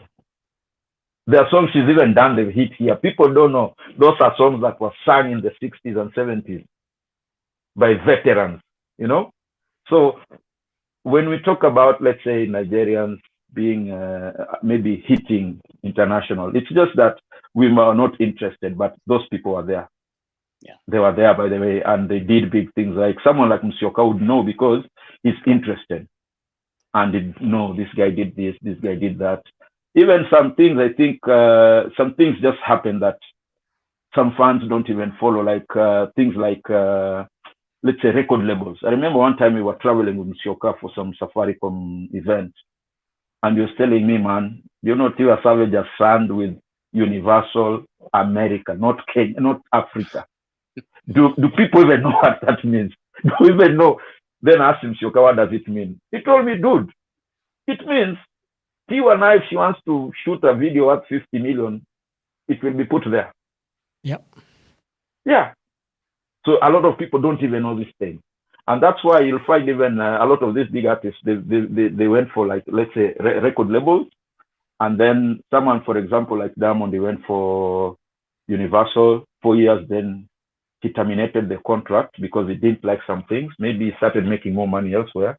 But now he's gone back for a distribution deal. But it's a learning process. And I think those are some of the things most Kenyans don't want to look at, or they don't learn. They're like, this guy's doing this. Those guys have budgets, my friend.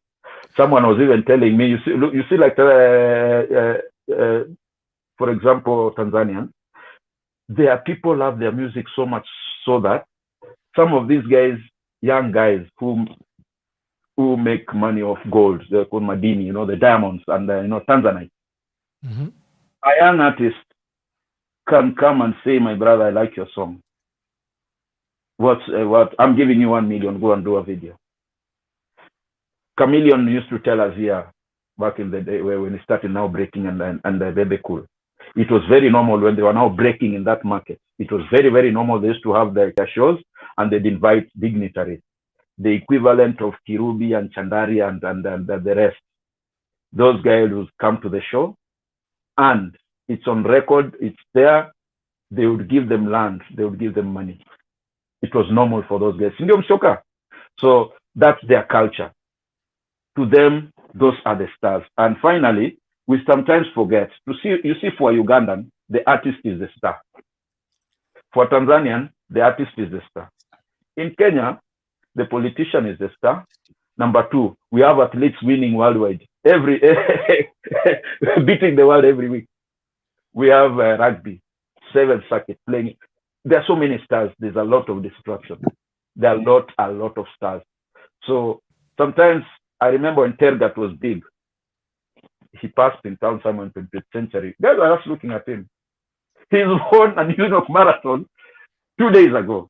The following days in the streets of Nairobi, guys are not even looking at someone. New York, okay, that's it. In New York, he can't walk. And that's the culture some of these guys have built. In Nigeria, in TZ, those artists cannot walk in the street. They are the stars, and then they help to cultivate it. In Kenya, an artist, that's Musyoka. I like your work. End of story. I think we're coming up to the bottom of the hour here. It's actually past a little bit past the time. So once again, if you're watching, this is Conversations with TopDonn. I've got producer Eric Musyoka and Fundy Frank.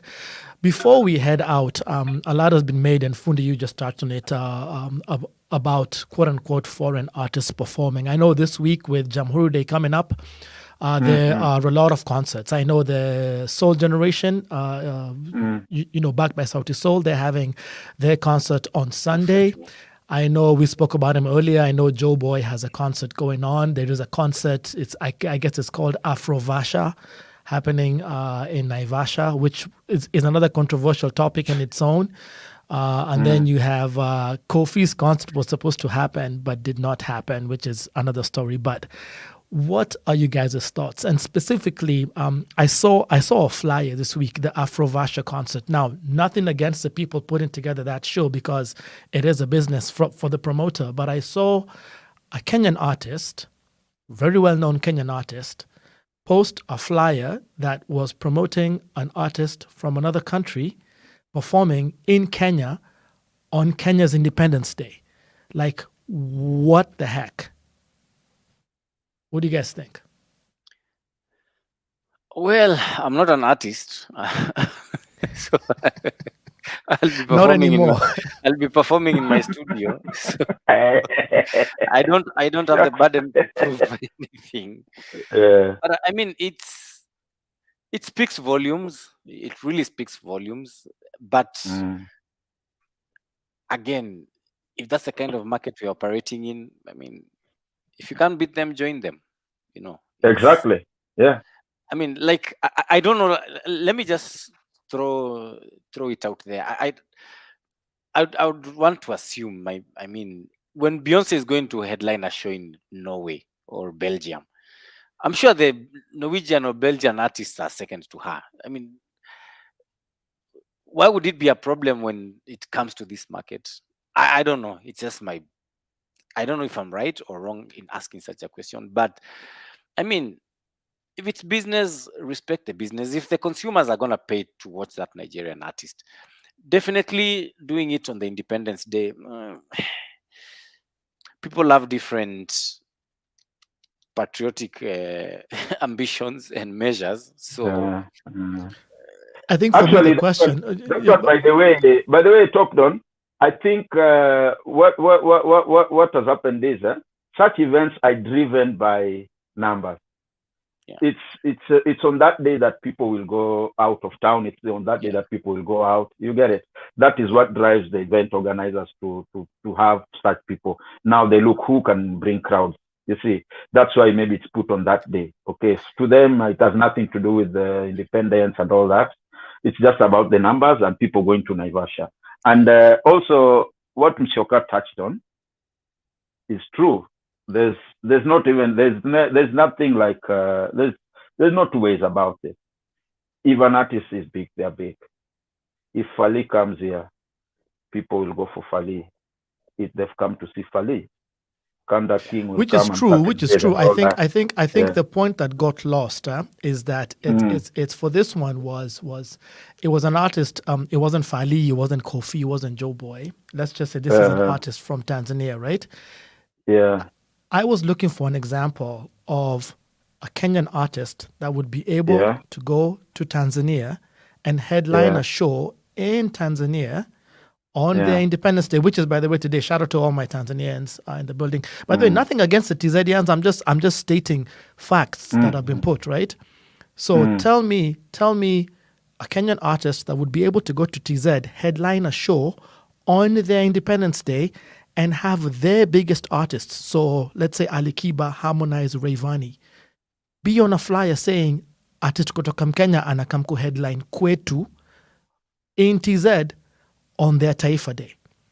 No, it happened, by the way. I remember when Kidum was the biggest artist in East Africa. But you see also, I mean, Kidum used to perform like the biggest Valentine event, everything. It was Kidum, and then foreigners. You know, we sometimes forget that. These foreigners went to TZ a lot, even more than Kenya. There was something called Fiesta. They used to do it every year, and every year it will end with Americans going to Dar es Salaam. Yeah. So that is what led to what I was telling you earlier. Diamond looked at this situation and said, no, we can't just keep talking.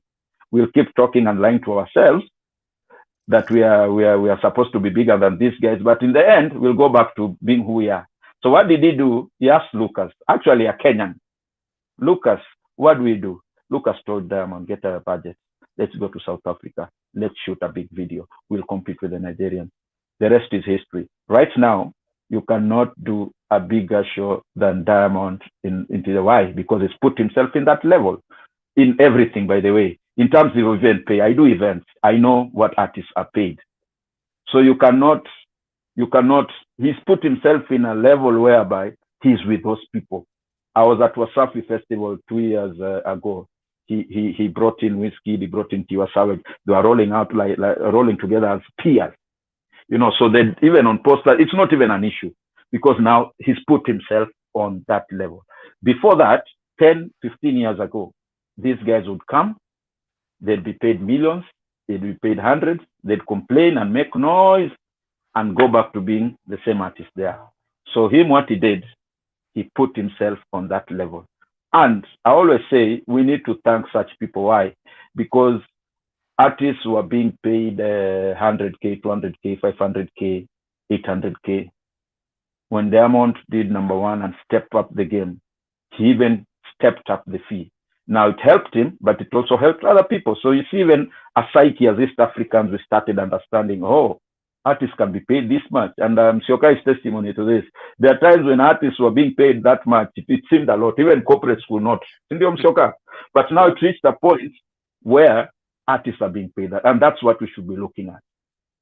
Nigerians are now asking for 10 million Kenya shillings upwards. Can we go to that level? If not, let's stay where we are. That's it. But if you are that, I even told some artists some time back, you guys come here, you're welcoming Kina Diamond, Kina Elani, they're coming here, they're doing shows, they're getting all the money. I tell my friend, everyone has their ambition. Everyone has their rider. If you want to be paid 2 million, 3 million, 1 million, 500,000, it's you and your team. You decide. You can even announce, say me from today onwards, I'm not doing shows less than, it's you and your team. Don't start saying this guy came and you're paid. No. That's their rider. And I think that's another thing, by the way, we need to understand as Kenyans, because most people, even most artists, do not understand about how each and every person has their price tag. I remember last year, before Corona, there's a show that Diamond went to do in Nyeri, and it had veterans, Benga veterans. So it's the show organizer who did that. He had veterans from Cumberland, then he had, I think, Musaimo, he had Luo and all that. He asked them how much they wanted to be paid. I think he paid them something like 100, 200K or something. They were so excited because they never get paid for that kind of money. But Diamond was also there. It was a stadium show, and they were happy. Later, they started complaining, because in that show, like Musyoka said, people have vernacular and all that. In that show, actually, it is those guys who killed it, not Diamond. Those guys were loved. People were singing their songs. It was packed, and Diamond did not even perform that much. It is those guys who performed, and it was lively. Then later they learned that Diamond was paid 5 million. They were like, wow, how? We're the ones who killed the show. It's unfair. These promoters. No. That is his rider. And I remember when Salam started working with Diamond. I've known Salam for many years before, because he's been my boy. So when they announced that Salam is now working with Diamond, I asked him, by the way, is it true you're working with Diamond? Yeah, how much are you charging now? He said, by the way, it's true, I'm working with Diamond now, and it's true. We are charging 1 million per show. Yeah? 1 million?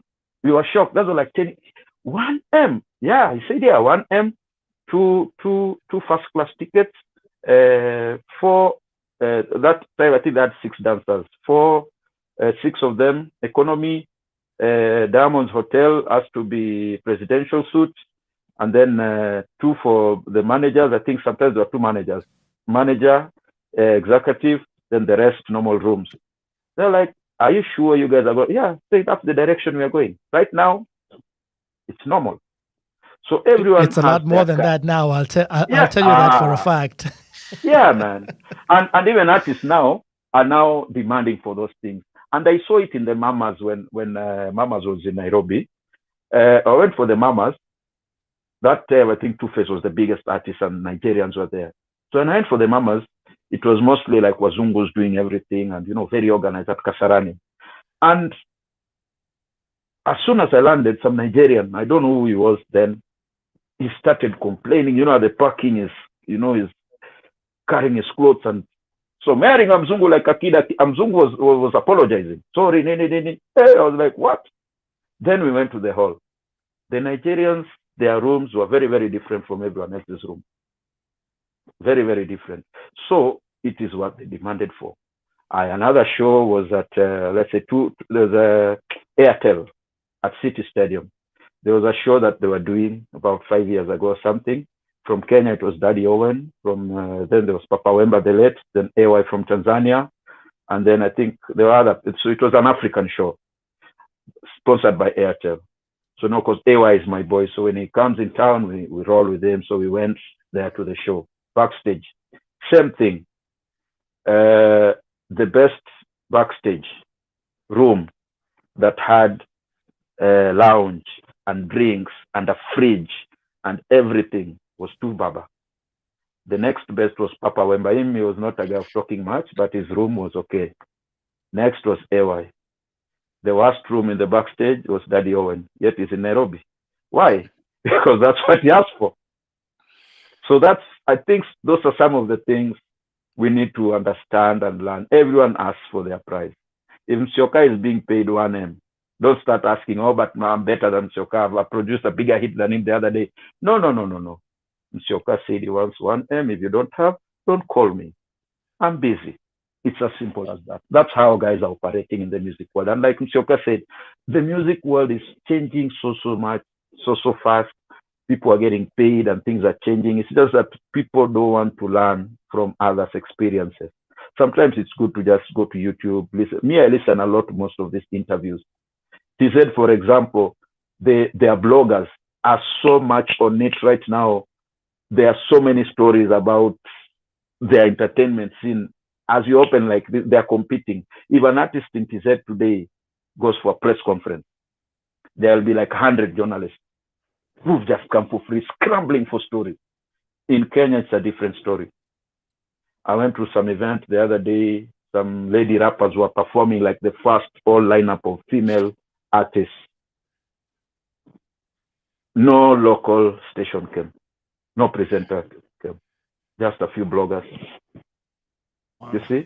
So right now we have people like Eve Mungai. There are some bloggers like African Traveler. You see now they're starting to highlight things and seeing how YouTube is working and how when you help artists push things, it helps them as well. So these guys have been there in TZ, they're in Nigeria, they are hungry for all these things, and as they make their money, it helps the industry.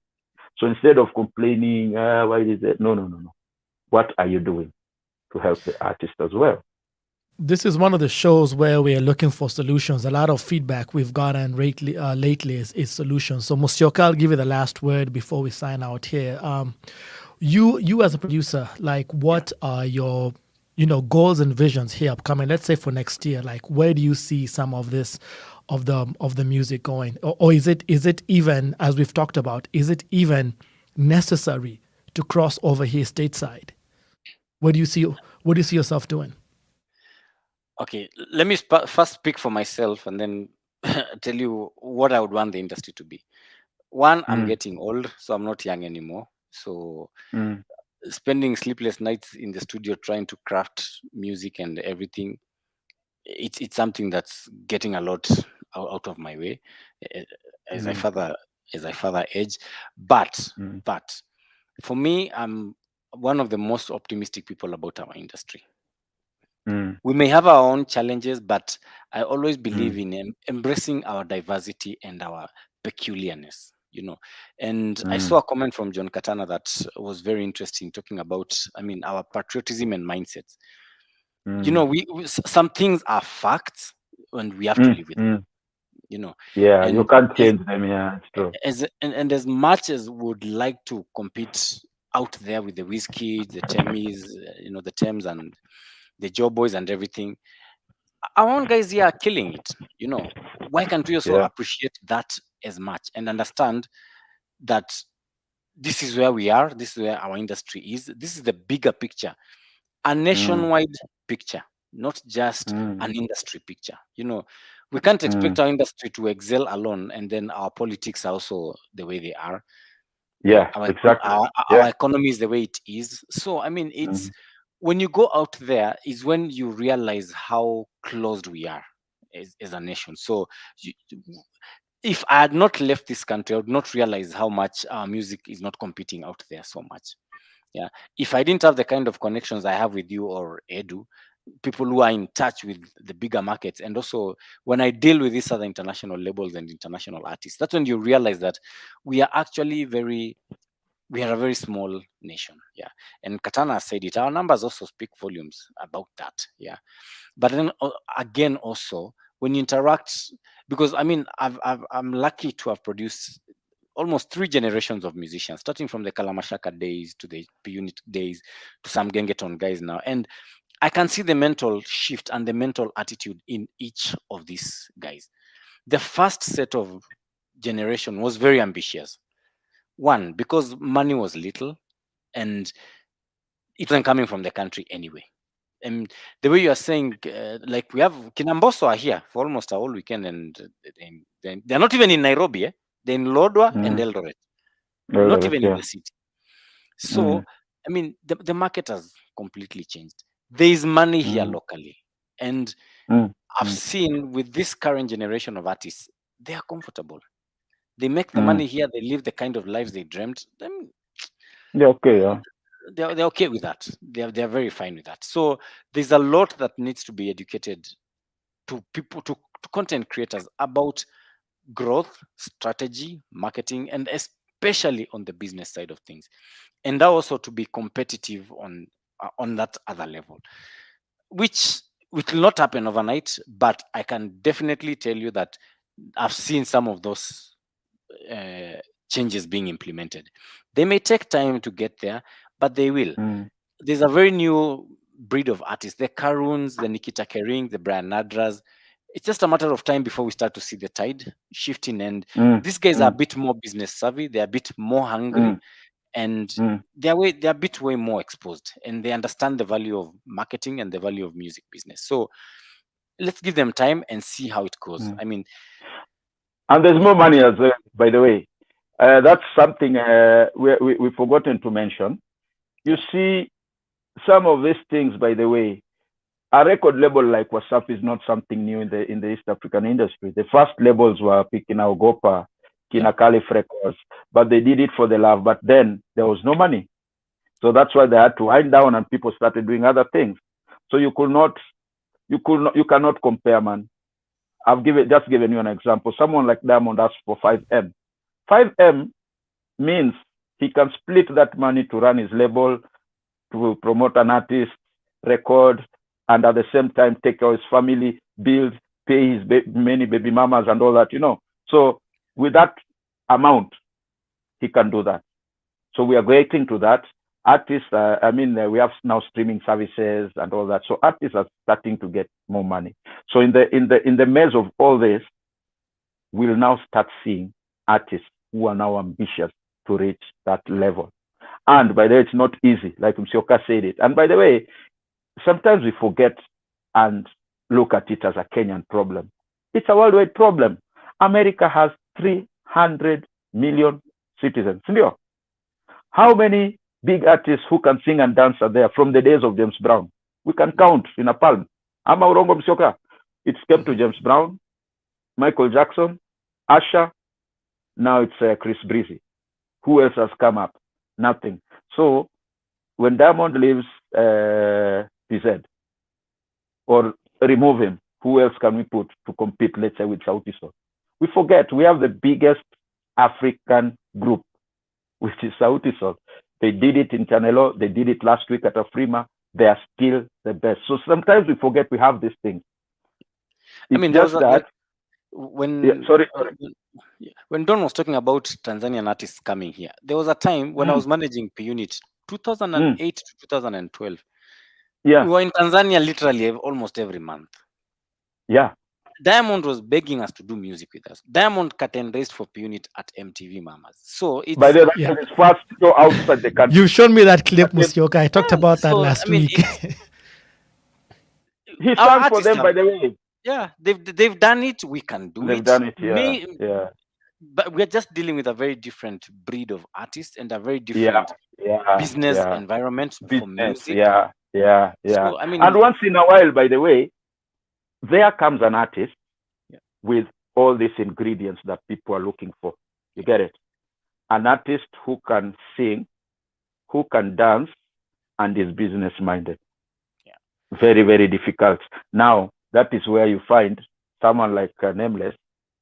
He's still one of the best performers, and now he has actually the biggest song. Why? Getting those artists who can compete on that level, let's say like Diamond, is not even in TZ, it's not there. You see the way we are talking here. In TZ, it's the same discussion. They are complaining. They are saying, why is it every time it's Diamond, Harmonize, Alikiba? Why aren't other artists being given a chance? Everyone is complaining, but it still goes to all those ethics. You can never get another Chris Brown. How long has it taken for America to get another Chris Brown? How many years has he been in the industry? It's not easy, man. But he's done a lot of things that make him there. And even those days, even now in TZ, not everyone in America wants to become a shower. They're big artists making their money, and they're just okay. So you're TopDonn, and you see them there. They're okay. They get their check, they sing, they're fine. They don't want to hustle, wake up early in the morning, run, dance. No. By the way, some of these things are not easy. The way people are putting it, like it's just you wake up and do it. No. It's crazy.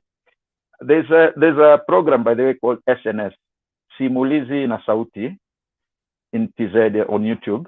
This is a guy who used to work on TV. He interviews artists a lot. The other day, he interviewed one of Diamond's dancers who's graduated and all that. You'll hear some of these stories, some of the sacrifices they made, some of how they never used to sleep, how they used to perform. It's crazy. It's crazy. Not everyone can be able to do that. It's not easy, man. It's not easy. Someone would make his money and say, why should I pambana to pay this amount? Why should I wake up at 6 to run just because I want to be like this? No, me, I'm okay. And it's done. It's even Nani says it every day. Major says, me, I don't want to be like in a Diamond. Me, I'm okay. Me and my tumbler, I'm paid. Him with his tumbler is good, man. He says it, nilipo yangu sawa.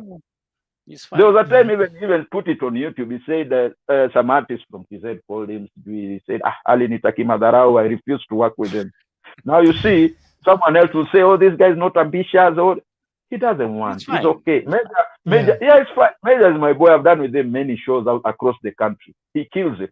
But his rules are like that. Him is basic. He's not complicated. He doesn't want many things.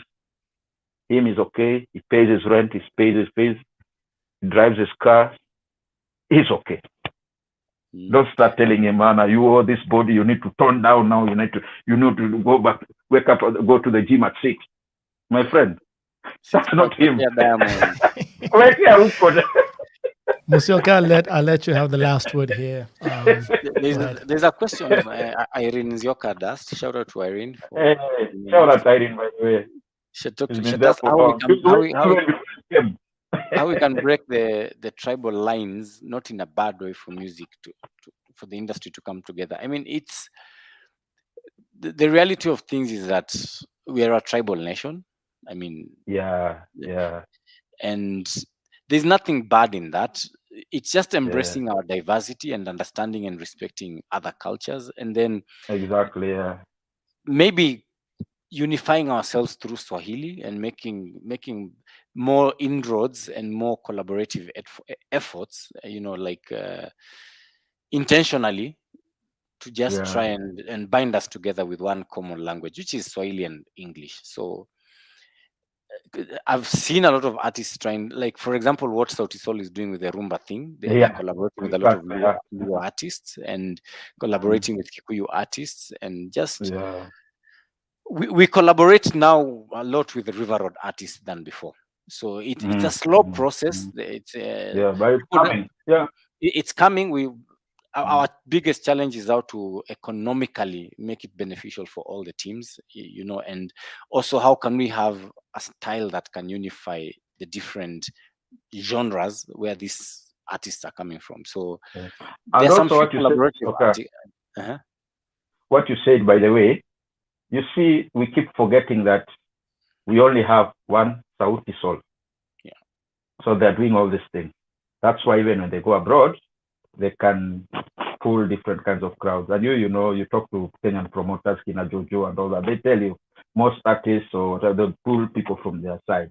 Now, Sauti Sol is the kind of people who can unify everyone. But how many of them do we have? Let's hope to have more of this. We only have one Sauti Sol. For one Sauti Sol, we have 50 of them, Nigerians. 50 Sauti Sol, and they're individuals. This is a group. Managing a group is very, very it's very, very hard. They have issues, so we thank them for all that. But can you imagine if it was one artist now doing all this? It becomes easier. Now, these guys have 2, 3 of them. Look at TZ, for example. They are now breaking out. And I think it's also coming to that era of record labels where Diamond did his thing, then now he's taken Wasafi and is putting what he's learned through these guys. Sauti Sol is also doing it through Bensol and Viri and all that. On this other side, we have Musyoka doing it with his people, and this generation coming, more artists will come. So I think in the next few years or something, we are going to have now a large base. We can say now, forget about these guys. We can lock them out. We don't need these Nigerians and Tanzanians and whatever. We can have our own show and fill it up, and we are happy. And that's how I remember when P-Square came to Nairobi some time back for a short carnival, and their manager was telling us, we went to their hotel, and their manager, that time P-Square was very big, he was telling us, by the way, we don't even perform in America or UK. Why? Because we are busy in Africa. We are filling up stadiums. Why should we go to America and Europe? We are being paid. We are okay. That was then. And now they have now like 50 more P-Squares. If they're even coming back. I mean, So if you look at that. if you look at the concert that just took place, the one we talked about way earlier in the show, the Yeah. O2 Arena. O2, The yeah, thing that I yeah. like about what Wizkid did is he pulled in OGs from before him. Yeah. He pulled in Yeah. current artists where you're looking at Burner has come. But guess what he also did? He also brought out the younger generation. Your Bujus, your Rima, whoever would be onto stage to be that, hey, look, I have actually performed at O2. That's us. That's understanding the assignment. That show was not for him. That show was for building that industry. You understand? So hopefully, I mean, like we've said, hopefully we'll get to that level at one point. But folks, we are way past the conversation. It can go. We can even speak for 10 hours if we want. The 2 hours have come and they've flown by. So yeah, there's so many things that we probably have not touched on, but we'll probably touch on a different show. But I want to thank the guests so much for being here, taking time out. It is late in Nairobi right now. Thank you guys so much for being a part of the show. I think these discussions for you guys, it might be something you guys deal with on the ground there and get to talk a lot. But here stateside, these sorts of discussions had not been taking place. So we can't wait. We can't wait and say XYZ will do it. We have to take that into our own hands and say we have to talk about our own stories. Nobody's going to bring the stories to the people. It has to be us. So very glad to be able to do this again and bring you guys out. So on behalf of Musyoka and Fundy Frank, this is your boy DJ TopDonn signing off. Don't forget to sign up on YouTube. Share the stream if you missed it or came late. The stream is ongoing. But thank you so much, folks, and we will see you next time. Thanks, guys. Cheers. Yeah, bro.